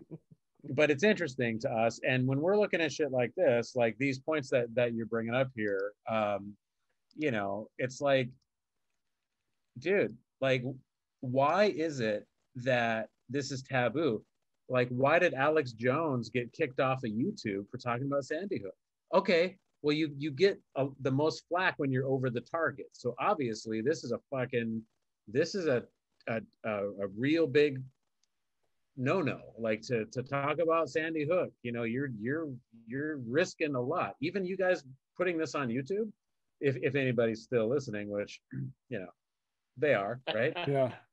But it's like, dude, it's like there's certain topics and that are just, and that's even more interesting, when there's stuff that you can't talk about. It's like, why? Why can't you talk about it? Like you can't. It's like we're not going out here showing like a fucking porno or a butt fucking porno or something like that. It's not. There's nothing explicit about it. And we do talk about it. It's not even cussing or swearing or anything. Going back to your point about like Mahomes and like your brother, whatever. And I don't know, Matt, what his thoughts are, but I could tell you from Mahomes' perspective, there is several episodes back, right after that whole boycott thing started about me, he kind of went off in one episode. He was really interesting. It's like, yeah, dude, I wish I could kind of be like you and go out there and just say whatever the hell I feel like, but I will admit I am very much afraid of what people will think. I'm very much, and that's okay, and that's actually really respectable of him, to come on these podcasts with you guys and subject himself to your relentlessness. Yeah. I mean, Prison City Podcast is fucking awesome, man, because you guys are one of the few shows that is completely unfiltered. And maybe, when you start getting sponsors, right, and you might have to like, put a few reins on something. No, Mike, we're gonna be like Mark Zuckerberg with Facebook and never have sponsors. You'll never have to pay for Facebook. You just have to give them your soul. That's it. You know what? Honestly, and here's a shout out to Mark Zuckerberg. I think that motherfucker really had it right. Like, he had a good plan. He was, again, Prison Pizza, Cutler Brothers, whatever. He started something really awesome. It got taken away from him. And I think he's in a place where he's just like, this fucking sucks. So he's just hopped up on dope for the rest of his life. The problem is just a segue here. The problem is the same thing with Twitter, and I feel bad for what's his face, the fucking head of Twitter. Elon Musk. No, Dorsey. Jack Dorsey. Bezos. Jack Dorsey. Yeah, Jack. I feel bad for a little bit bad for world. The problem is with big fucking projects like Twitter and Facebook, you need fucking big venture capitalist money to invest in these big ass fucking projects. So to get it that fucking big, if you want to go that big, it's not really yours after you start going big. You only own so much, or you only own so much control of it. Jack Dorsey, I don't think he would censor shit on fucking Twitter, to tell you the truth. But he has to meet with the fucking board. He has to bow down to that board. And that board said, you have to kick out Trump because it's hurting, guess what, our business interests. That's a lot. So I've heard both. I think Zuckerberg's probably a little bit more corrupt than Dorsey, but I legitimately believe Dorsey, he's promoted non-central currency, or like Bitcoin. Dorsey's and all those types of things. But yeah, once you get on to let me mute Matt for a second. Your audio's acting weird. Once you get on to one of those big things and you really promote it or whatever, you're kind of fucked for money or whatever. Pat, you're kind of fucked for power. I'll tell you what fucking happens here is all of us, Jack Dorsey, Mark Zuckerberg, all of us right here are trying to live the American dream. And once, as Zuckerberg says in the Social Network movie, you know, once you create something that's really fucking cool that people want, guess what? And the bigger it gets, the government fucking takes over, the world takes over and goes, ah, man, you got so much attention over this shit. Let's fuck it up. And that's what they're going to do. Prison City Podcast, we could go without a sponsor forever. We don't need sponsors on this shit. But guess what? If and when, I should say, you're getting millions of followers, someone's going to take over and say, this is too good. You guys say what we want. Or guess what? In 5 years, Prison City Podcast will continue to go on, but none of us will be on it. or when the Cutler brothers win their first Tony Award, somebody's going to be like, hey, you hear that fucking Patrick Cutler is a Sandy Hook denier? Oh, jeez. Yeah, exactly. Yeah. But who knows? I think the bigger picture, and I tell this to Pat and Matt all the time about like our Das Fruit comedy going out there. What was that? I couldn't hear you. Oh, there you I go. was muted. His headphones started fucking up, and I could all hear is just a bunch of static in the background. Yeah. Okay. Go ahead. What I was saying was we're going out there to do some Das Fruit comedy, and the bigger picture is that we're not just going out on the road to fucking make poop and fart and sex jokes. The bigger picture, which we don't want to admit, I don't want to do this. I really do want to just do those things I just said, poop and fart and sex jokes. But the bigger thing is that we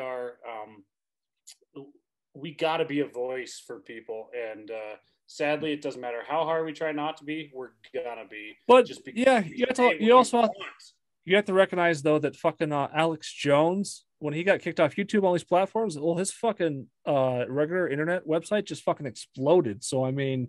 Right, but I think Alex Jones, though, is trying to... I think a big part of him is trying to, like, push that envelope, and I love him for it. But he's totally, like, going, like, the political route. I don't think our mission is to go the political route. I think our mission is strictly First Amendment, period. We want to be proponents of the First Amendment. That's all I want to do it for. Yeah. Hey, let me segue back to the last Sandy Hook point here. And this is a really good fucking point. So this is the final point I have on Sandy Hook for the night, guys. So really taking this final fucking point.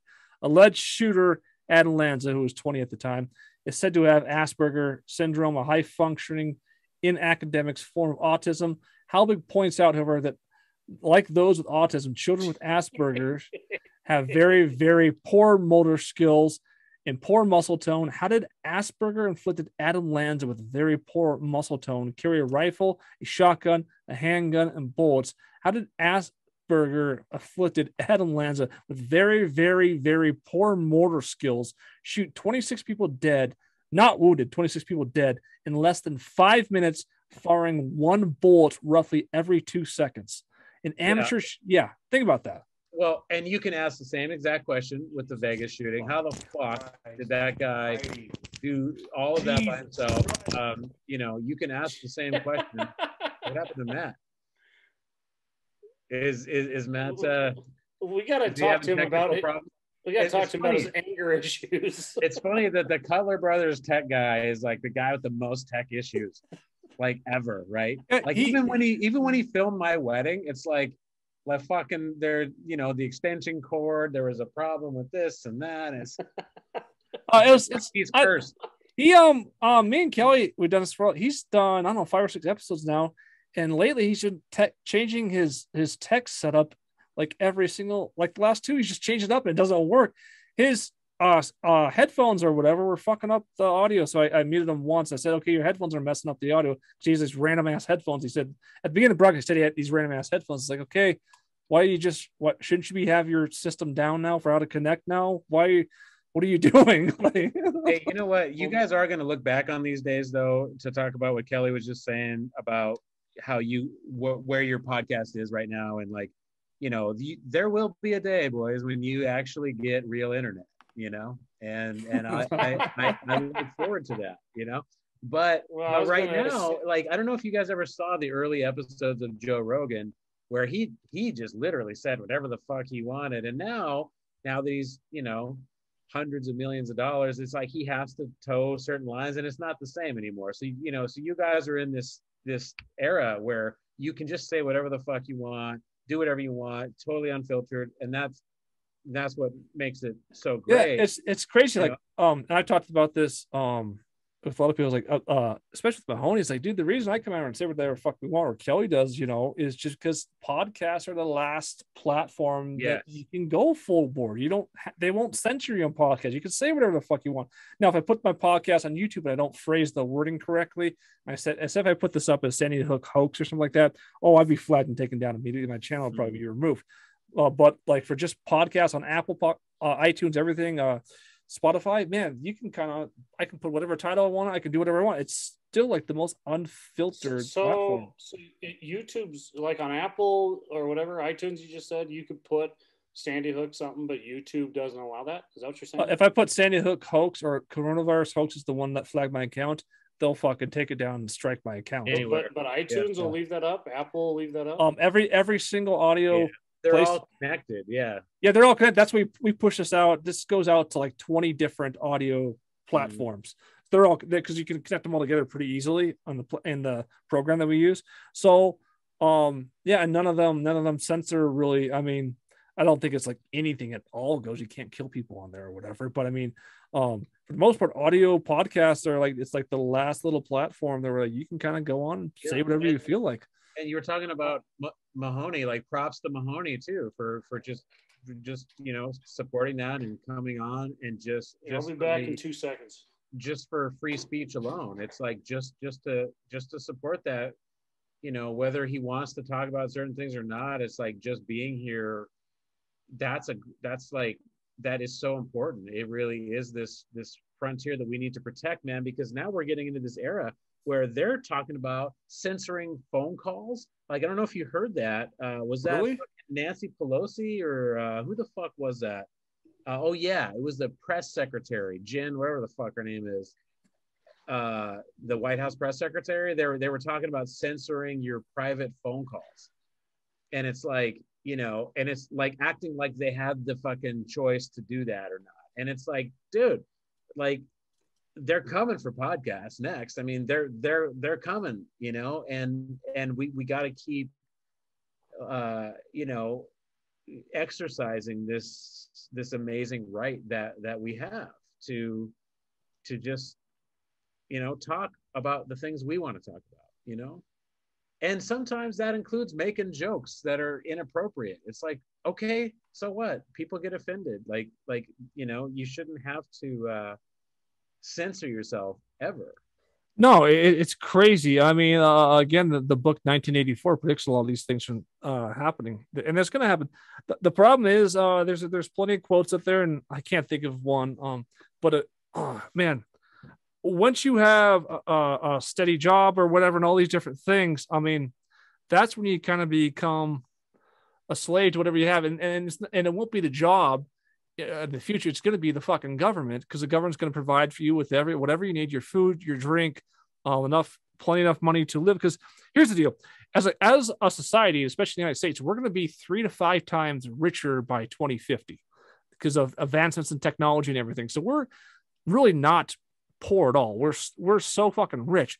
But what comes with that is people can then become lazier and lazier and lazier, and they'll depend more and more and more on the government. And because human psychology naturally is like, okay, well, if I don't have to fucking work and I can just depend on the government to cure everything, and I don't have to take any risks, natural human psychology, subconscious, always going to be like, oh, I'm going to go to the safest possible option. So, I mean, we're going towards an area of socialism, communism that I don't think is going to be like the typical socialism or communism, but it's going to be full out dependence on the government and basically a no thought process allowed. And people are going to go with the no thought process because it provides safety, comfort, and it quells all their fears in this world. Yeah. And the problem with that is whenever there's been a socialist regime, it's like, if it doesn't work out, then the government blames the people for not doing it right, not going along. And then it's just fucked every time. Right. And it's like, they never realize that, oh yeah, like this doesn't work because it's not supposed to work. Like socialism is not, it just doesn't, like, living in California, though, there's a lot of different races, right? Like I'm pretty much a minority where I'm at. There's so many Asians and Mexicans and blacks, and I talk with them a lot about this type of shit.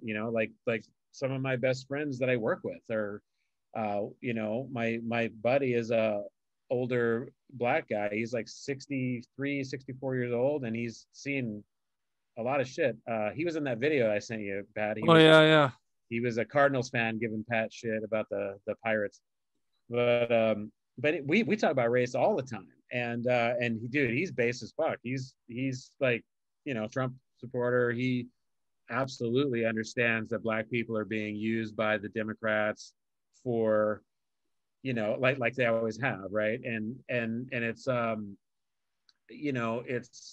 but what we talk about a lot is just demographics, like people come from different parts of the world, right? So like just climate alone means that certain races have different needs, and so therefore they're going to view the world differently, and so like it's okay to have cultural preferences. I mean, Asians are the most racist. Asians hate other Asians, you know what I'm saying? Like I'm not saying racism is good. It's not, but it's not something that you can stop. And like the whole idea of socialism where everybody's equal, we're not equal because our ancestors come from different climates and different backgrounds, and that's the whole point of culture, is that we are different, right? And that's the definition people miss quite often is equality and things. It's like men and women equal, but it's like we're two different. We're just completely fucking different. That doesn't mean one person has it better than the other person.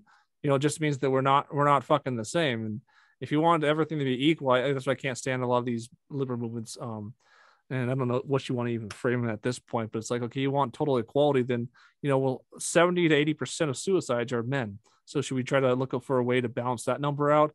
Most people who die in wars are all men. It's like there's so many fucking things you can sit there and say, well, wow, men have it pretty fucking shitty, compared to those statistics. Women, hands down today, still, even though we don't have as many people working hard labor type situations, women hands down outlive men. It's like there's so many fucking things you can point to where it's like, okay, maybe we should try making it equal the other way. But there's, in reality, with me and most logical, rational people, like, well, you don't need to try to do fucking anything. Just be the best you can at who you are and your culture and everything else. Kelly. Yeah. And now we should be. Yeah. I was just gonna say we should be extremely concerned right now about men, especially straight white men. I'll say it. We should be extremely concerned because right now we are the fucking punching bag, man, left and right. Whether we deserve it or not, which we probably don't because we were all born, 30 or 40 years ago at the max. So who knows? I don't think I've done anything in my life to deserve to be a punching bag to people that I've never even fucking met. But that is so true with the suicide facts and the statistics. It's so true that this needs to be the concern. And if they burn all the history books, then, it'll never be discovered. But hopefully one day history looks back and says, these guys were really the fucking like belated put down species, race, whatever you want to call it. And I'm not suffering at all. I'm just saying from what I see, it's constantly fucking white, straight men and Christians that are taking the brunt of all this shit right up the asshole. It's not bothering me whatsoever. I'm doing fine. We're all doing fine. I'm just saying that one day they're going to look back and go, yeah, these guys really took like a couple of fucking undeserving shots to the jaw for several years, maybe the rest of our life. Who knows? We'll see how long this bullshit lasts. I can hear the woke mob yelling at Kelly right now. Racist, bigot, homophobe. You know what? Like, I think I was telling this to Pat the other day. And I'm none of those things, Mike. I'm none of those things. I'll state that. You know what? Thanks for clarifying that, because apparently you have to now. Like, pretty much. And so before I go on this one, I will clarify, I am not a racist. I'm very, very proud of that because, you know, it could have went either way, right? Like, but like that's the thing is that anybody could have been a Nazi under the right circumstances. But I will say this, that slavery in America, right? Bad, okay, but only 1% of white people were slave owners in America, okay? So it wasn't because of your skin, it was because you had money. It was a wealth thing. It was absolutely a elitists had slaves, right? And we all know that the white slave owners purchased the black slaves from other black people in Africa who were the slave trade, right?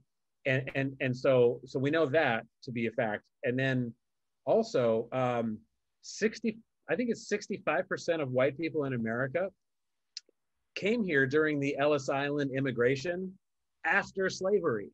So guess what? Like my fucking grandparents immigrated here. All of them did. They weren't even fucking here during slavery. Yet I somehow have to pay reparations. Like I am responsible because of okay, and I have to forget the Irish. The Irish were slaves. The Irish were slaves under the Islamic slave trade too. They killed so many Irish people, right? Like I mean, and it's not just Irish. There's like slavery has been an awful problem with humanity. And guess what? This is the one country, America, that actually fucking did something about it. Like we actually fought a war. Guess what? Guess what, liberals? Hey, liberals, white people fought a fucking war to end slavery. And guess what? What if those white people were on the North? What if they were fighting for the North? You know, suddenly, like, so are they? You know, it's like this logical fallacy. It's like the abortion thing. You know, it's like, well, what if the aborted baby is a little girl? Then is it still my body, my choice? You know, it's like, because what about the girl's body if it's a little baby girl? You know, and it's like it's just these. You can't have it both ways, right? But hey, this is why it's good to discuss these things. This is why this podcast is so great, is because I can say all kinds of shit on here, and I have time to think out my thoughts as I'm saying it. And I might listen to this tomorrow or whatever and think, oh, maybe I shouldn't have said that, or maybe I came off this way or that way. But it's okay because we all get it here, and I think the people that are still listening get it. You know, go ahead, Mike. Yes, there needs to be an open fucking discussion, because we're not Jesus Christ here. We're not going to say everything perfectly out of our mouths. Nobody is. That's the point of this podcast, or any podcast. Joe Rogan even. It's like you're going to say stuff. We're way more, like you said, way more open than anything because we can be right now. But you know, sometimes I agree with you where I'm like, I'll listen to myself and be like, you should have been more eloquent on that one. You should have studied a little bit more on that one. We're not saying like everything that we say is fucking biblical here. We're just trying to have a discussion to get the discussion going on any topic whatsoever. And I'll tell you this, there needs to be a reset. I thought there was a reset on the whole race war and everything before I was even born. But now that we're growing up, it's just like they're trying to get it, the fire under it going again. It's just like everybody of any race and any religion, any creed needs to fucking stop this shit right now. Everybody. I don't care what you are, just stop it. Because if my white friend goes into a bar and starts harassing a black person, I'm going to beat the fuck out of him and we probably won't be friends anymore. And vice versa. If my black friend goes into a bar and starts harassing my white friend or my gay friend or whatever, I'm putting a fucking end to it right then and there. It's about good and evil. It's not about race. It's about good and evil. And my last point is that evil confuses, it corrupts, and it causes chaos, period. And that's why we're all in this situation right now. I don't know about you guys, but I'm so fucking like just pissed off when I think about like where we are in life, because it's so confusing. And I'm like, it doesn't have to be. Like, truth is not confusing. Truth is fluid. Truth is liquid. You know, it quenches your thirst. But that's not what you get, and you don't get that from a lot of people. And sadly, it's a lot of people you care about.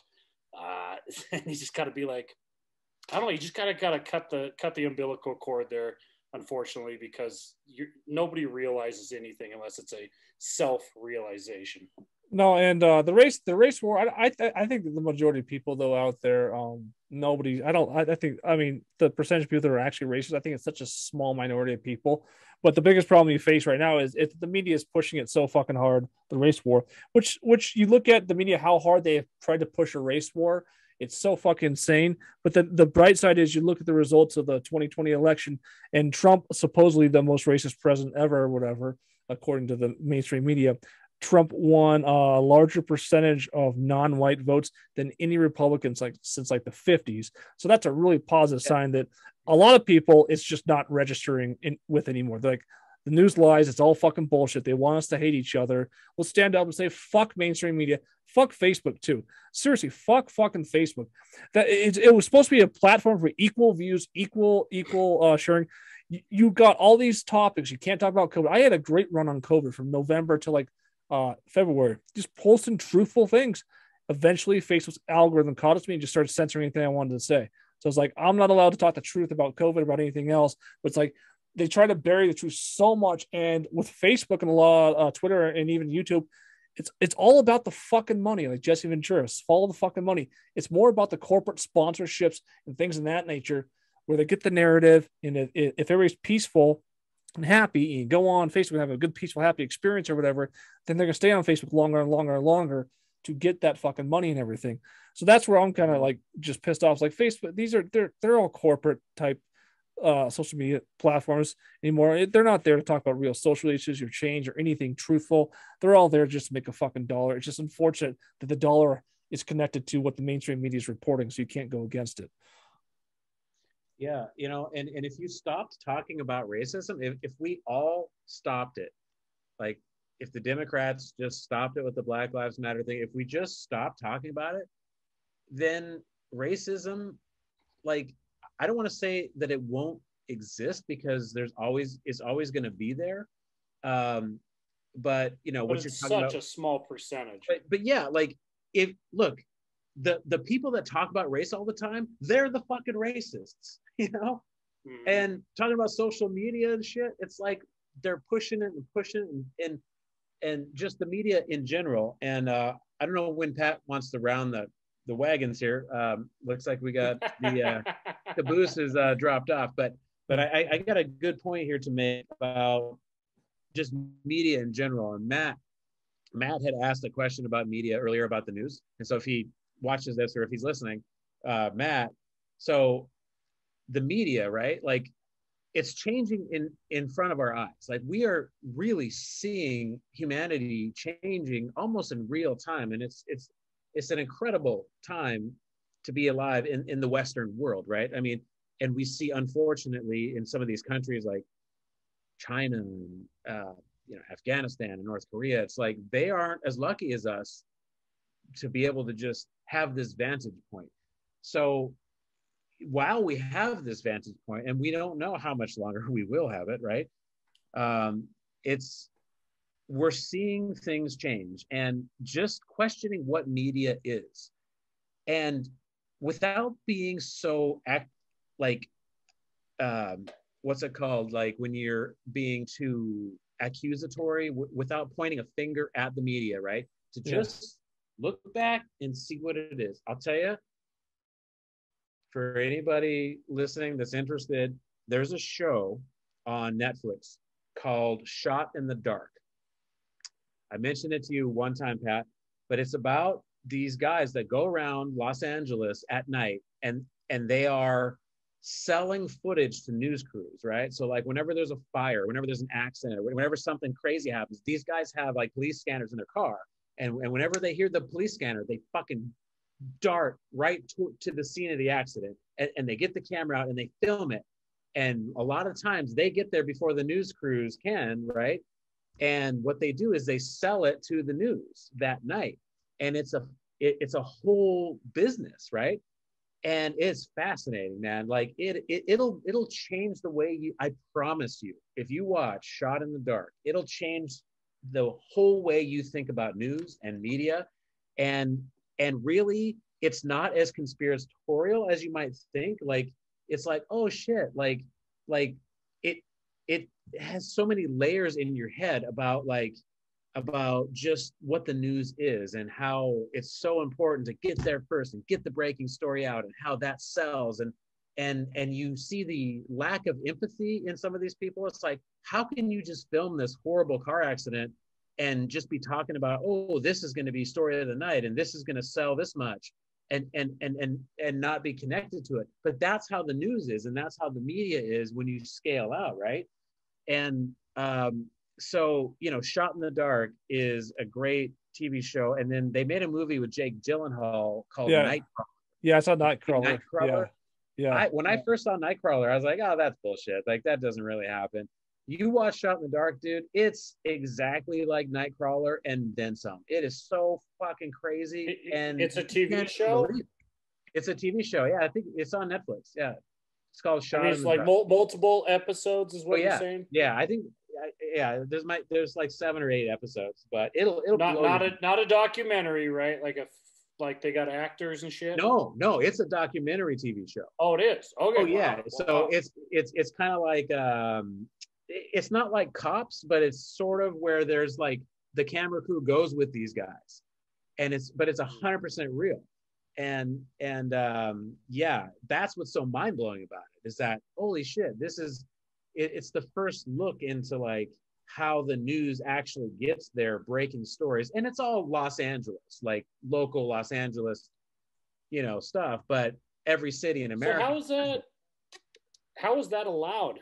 Like what's the take on, again, we don't need to dive freedom, right? But what about Netflix? Is Netflix pretty like an open spectrum on the they are yeah, you should see Social Dilemma. It destroys social media. Yeah, I watched it. I watched it.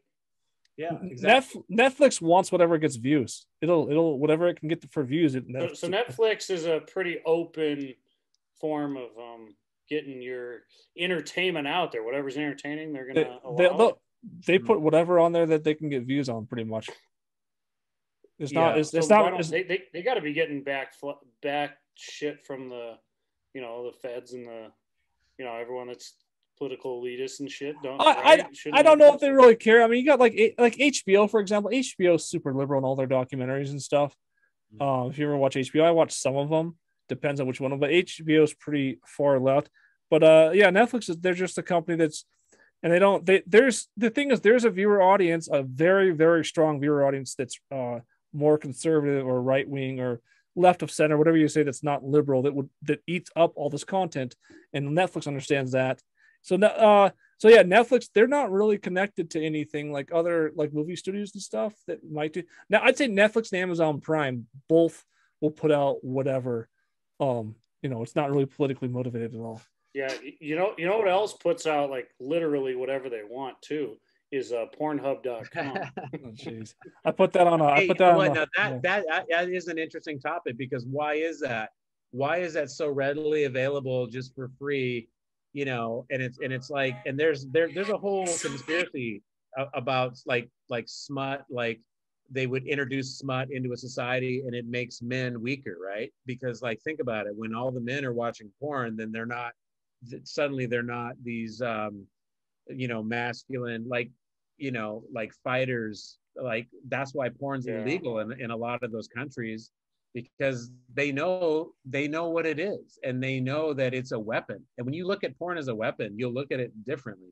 And you know, we all grew up in the 90s and the early 2000s, so we all know about porn, and we all know how powerful it is, and it's not, you know, nothing that you should be ashamed of if you know, engaged with it a lot, but it's something you should really look at as a weapon, and it'll make you think about it, because it'll fuck your mind up, you know. Yes, we're kind of, you know, and I think we're rounding the horses here. Yeah, we are. Yeah. But I just quickly on porn, like I think that should be like something we talk about in the podcast, because porn scares the shit out of me. Like I can't pinpoint it, but I know it's just not a good thing for the human psyche and the human brain. And you can make excuses like, it's just natural, you're watching this shit. Well, it just depends too, you know, like some chick that's getting choked out with a fucking gag in her mouth. It's like, this is really gauging, going towards the way of fucking John Wayne Gacy or, Jeffrey Dahmer. Well, yeah, I would say, I would say, though, Ted Bundy. Ted Bundy was the perfect example of what you're going with there, actually. But I would say also that you could put that stigma on anything. You could put that on alcohol, just because you like to drink. And you probably should. I mean, you probably should. Like, I'm just saying, like, future topics of podcasts. No, it's worth the talk. Yeah. We talked about Sandy Hook. We probably could stay on subject so well on any one topic. I mean, like Sandy Hook, just like the pyramids, I feel like we hit the fucking very tip top of that. But there's so much. I never got to the pyramids, by the way. We're coming back on that one. Okay, Gene Rosen is the entire episode. We could do that too. I mean, we could honestly do that. I got some conspiracy shit though on alcohol as well, about how alcohol is kind of controlling and numbing the masses, just like porn is. Oh yeah. I got so much to say about alcohol as we're sitting here drinking, but I mean, I hope I'm wiser than what I'm consuming, because I'm actually realizing the shit that it does to society. It makes you complacent. It really does. Makes you lazy, complacent. Same with marijuana and stuff like that. Anyways, let's round the horses here and go our final thing. I'll start with myself. And just this is just a wrap up of everything we talked about. I'll say here personally is that believe. They always say don't believe what you hear. The better quote is don't believe everything you see. Because that's where it becomes really deceiving. Don't be afraid to question stuff. No one's going to come and break down your house if you're questioning something. We need more people out there that are willing to question things and willing to open their eyes and sit there and say, okay, most of this shit's really fucking fake. And the reason it's fake is a simple test. Are you allowed to question this or not? If you're not allowed to question something, then it's probably fucking fake, because you figure out what you're not allowed to say and you'll figure out what the actual fucking truth is. On the latter part of the show here, Sandy Hook, it's unbelievable. Those questions that I asked on that big bullet list, none of those are conspiracies. None of those are untrue. Those are simple state of fact questions. None of those are untrue. You should look up yourself. They're just serious questions. We should be allowed to ask those questions. And at the end, I think we started talking about porn being a weapon. And I would say still to this day, the most powerful weapon on planet Earth is a woman's vagina. I'm not even fucking joking. It has brought down more empires and more things in the world. But it's not, to me, so it's not so much pornography or whatever, but it is kind of like that addiction to sex and things of that nature, because that will bring down more men in this world and bigger things that you will ever fucking imagine. But that's just a wrap up for me, and I'm gonna let Kelly go next for your final statement. Well, that's really interesting. I mean, we should dedicate a entire podcast to a woman's vagina now, because not to be gross, but I'm sure that we all got a lot to say on that, which is great. 3 or 4 white men, 5 white men sitting around talking about a woman's vagina. This thing's gonna fucking take off. But I mean, but it is true, and I just want to say, like, anybody out there that's listening, we are not your fucking enemy. Like, they try to polarize this shit. Get rid of politics. We are literally just people that are curious about shit. And if you're not fucking curious, then you're not even. I don't know what you are. We're curious about shit. We don't got to talk about Sandy Hook or the Las Vegas shooting or any COVID or anything that you don't want to talk about. But bring something to us, and we'll talk about anything. That's how you know we're not full of shit. We will talk about anything. We'll dissect it. At least I know I will. I'm pretty sure these two will, because we are fucking curious human beings. And the last statement I want to make on, I think, episode 23 or whatever this is I truly want to get off of fucking Facebook by the end of the year. I keep dabbling with it. I keep juggling with it. And I really think I'm going to be getting off Facebook by the end of the year personally. Now, I'm still going to keep my business shit. I'm still going to keep the comedy stuff going in some sense. I'll have a page, but it won't be like, oh, look at my fucking, look at my newborn kid or my wife or whatever. That'll be kind of a personal thing. So anyways, just wanted to state that out loud, because I don't think anything happens unless you actually like Pat and I talk about, you write it down, you actually, make goals to make it happen. But I think December 31st, I might be done with Facebook because I think there's so much more to life than that fucking mousetrap. All right. And Mike, your final statement. Yeah, I'm definitely in favor of the vagina show. But, you got to do a penis show too. Yeah. We already did that comedy one. sketch.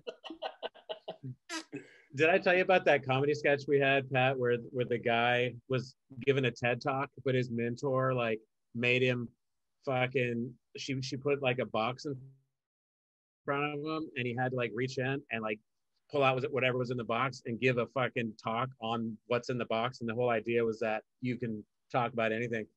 So he fucking reaches in and pulls out a big dildo, and he's like, "Oh fuck, man." He's like, "All right, like here we go." And so he gives this like inspiring speech on the shape of the penis and how we like all of us were launched from there, and like we all owe everything to this particular shape, and why is it that way, and and we're joking, right? But it's like, if you think about it, it's like none of this, everything becomes really simple when you look at life in those terms, right? It's like, the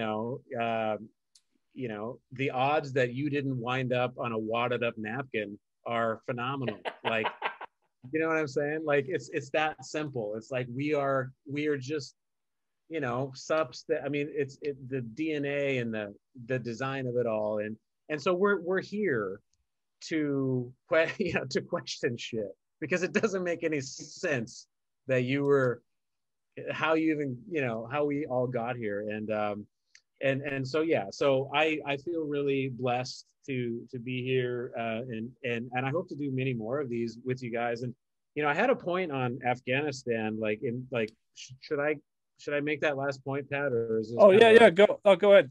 Okay, so this is kind of like a long rounding the wagon final statement. But because I think I missed the very beginning of the show, but there's something that people need to understand about Afghanistan and like Al Qaeda and shit. First of all, so Al Qaeda, right? They are not Afghans. So our war was never a beef with Afghanistan. So like the Taliban, did I say Al Qaeda? So yeah, it's the Taliban are not Afghans, right? So they hid out in Afghanistan because we had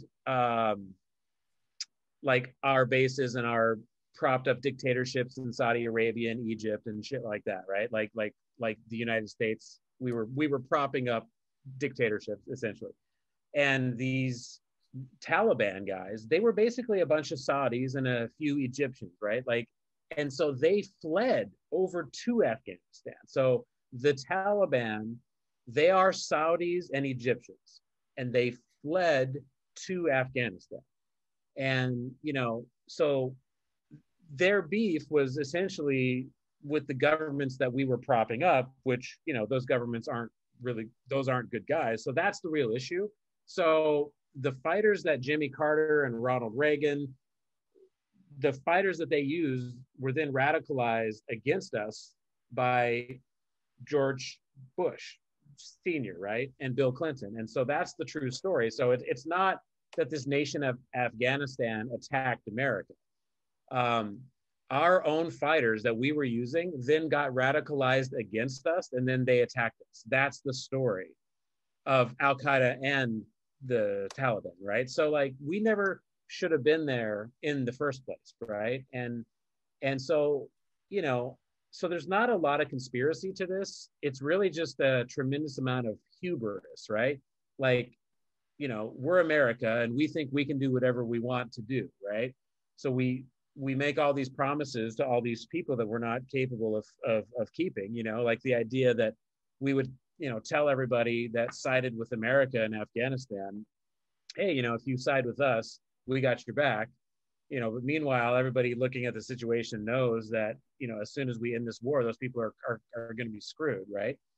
And so, you know, the decision to pull out of there, everybody knew what was going to happen because, you know, once you get into this empire building mentality, we just kind of like lose sight of what we're actually capable of. Like, you know, it's like, we can't stop the Taliban from taking over Afghanistan because that's what they want to do. It's like if we tried to stop China from conquering Taiwan. What are we going to send all of our troops to China and then try to stop them? Like, we have to stop nation building, right? And that was the big fuck up of the Gulf War, this 20-year war, is that we've been, you know, trying to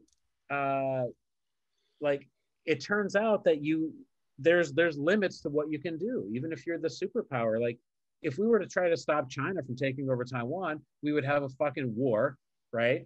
With H bombs or whatever, and all these cities would be destroyed. And then guess what? China would take over Taiwan, right? It's like, you're not going to stop the Taliban from coming into Afghanistan, right? And so, like, we need to try to just, you know, rethink the way that we view nation building and start looking at our own nation. And that's, I think a lot of people are asking that question now, because a lot of people on the left are really pissed off and a lot of people on the right are really pissed off. And the soldiers are really mad. They're all like, hey, why were we over there for 20 years? You know, why did we, did everybody die for nothing? You know, I mean, yeah, I don't know if you guys have anything to say. I just want to say, Mike, I just want to say, dumb it down to its most fundamental sense. And that's what I do. Filter everything down to its most fundamental sense. And like you were just saying, you can't control something from happening. Well, that's true in your own life too.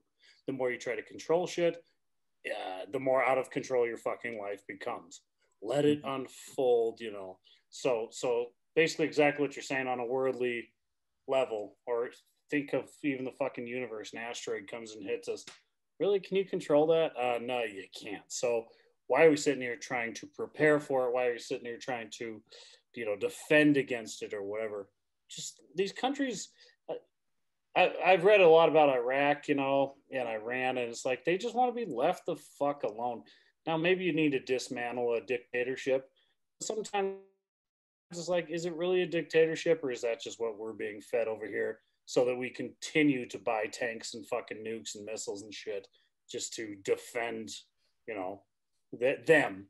Most of those countries just want to be left the fuck alone. And that's, anyways, just agreeing with your point there. And yeah, it's a good way to round the horse. Yeah. So I guess my final statement would be that I have optimism that we are, as a people, as the civilized Western leaders of technology and culture, because let's be honest, America is the cultural center. Like, all the fucking world wants to copy our shit. Even China, you know, they love the NBA. You know what I'm saying? Like it all came from here. Like, just pop culture and just, you know, I mean, shit, the Civil War, like, you know, we are the nation that ended slavery. We are the fucking nation that fought a war to end, you know what I'm saying? Like, so that's what makes America really, really great. And so I think that the curtain has been lifted on a lot of this shit. And this Afghanistan thing, pay attention, man. The next week, every single day in the news, you are going to see American history being made. And I think there's some fucked up shit that's going to happen, of course, but I think overall people are realizing that, hey, this whole thing is not okay. That 20-year war that we fucking fought was not okay. And we're not going to vote for that anymore. And we're still figuring that out, right? You know, but maybe the Democrats and the leftists really need to get a real taste of leftism now, so they know what they voted for, right? Because they can't keep doubling down, because eventually the bottom is going to just fall out and they're going to have to face what they are voting for. And this goes on both sides, but this is where real liberty can come forward now, and hopefully as a nation we can really learn from our mistakes. And even back to what we were saying earlier, the false flag shootings and all the bullshit news and the propaganda, maybe we can have a news in the future that vets every story, where it's not about like getting to the story in that it like the fastest, like whoever gets there quicker, that's the news. Maybe we need to slow down and say, wait a minute, like it's more valuable for us to have the news like it was 100 years ago, where you would find out like 2 days later what happened. And that way the journalists had time to kind of vet stuff. And we had some kind of a checks and balances with news and media. And so that's my very long-winded exiting statement. Love you guys. All right. Love you guys. And that concludes this week's edition of Prison City Podcast. A lot of great stuff in there. And we'll see you next week where we talk about a woman's vagina for 2 straight hours. Peace out.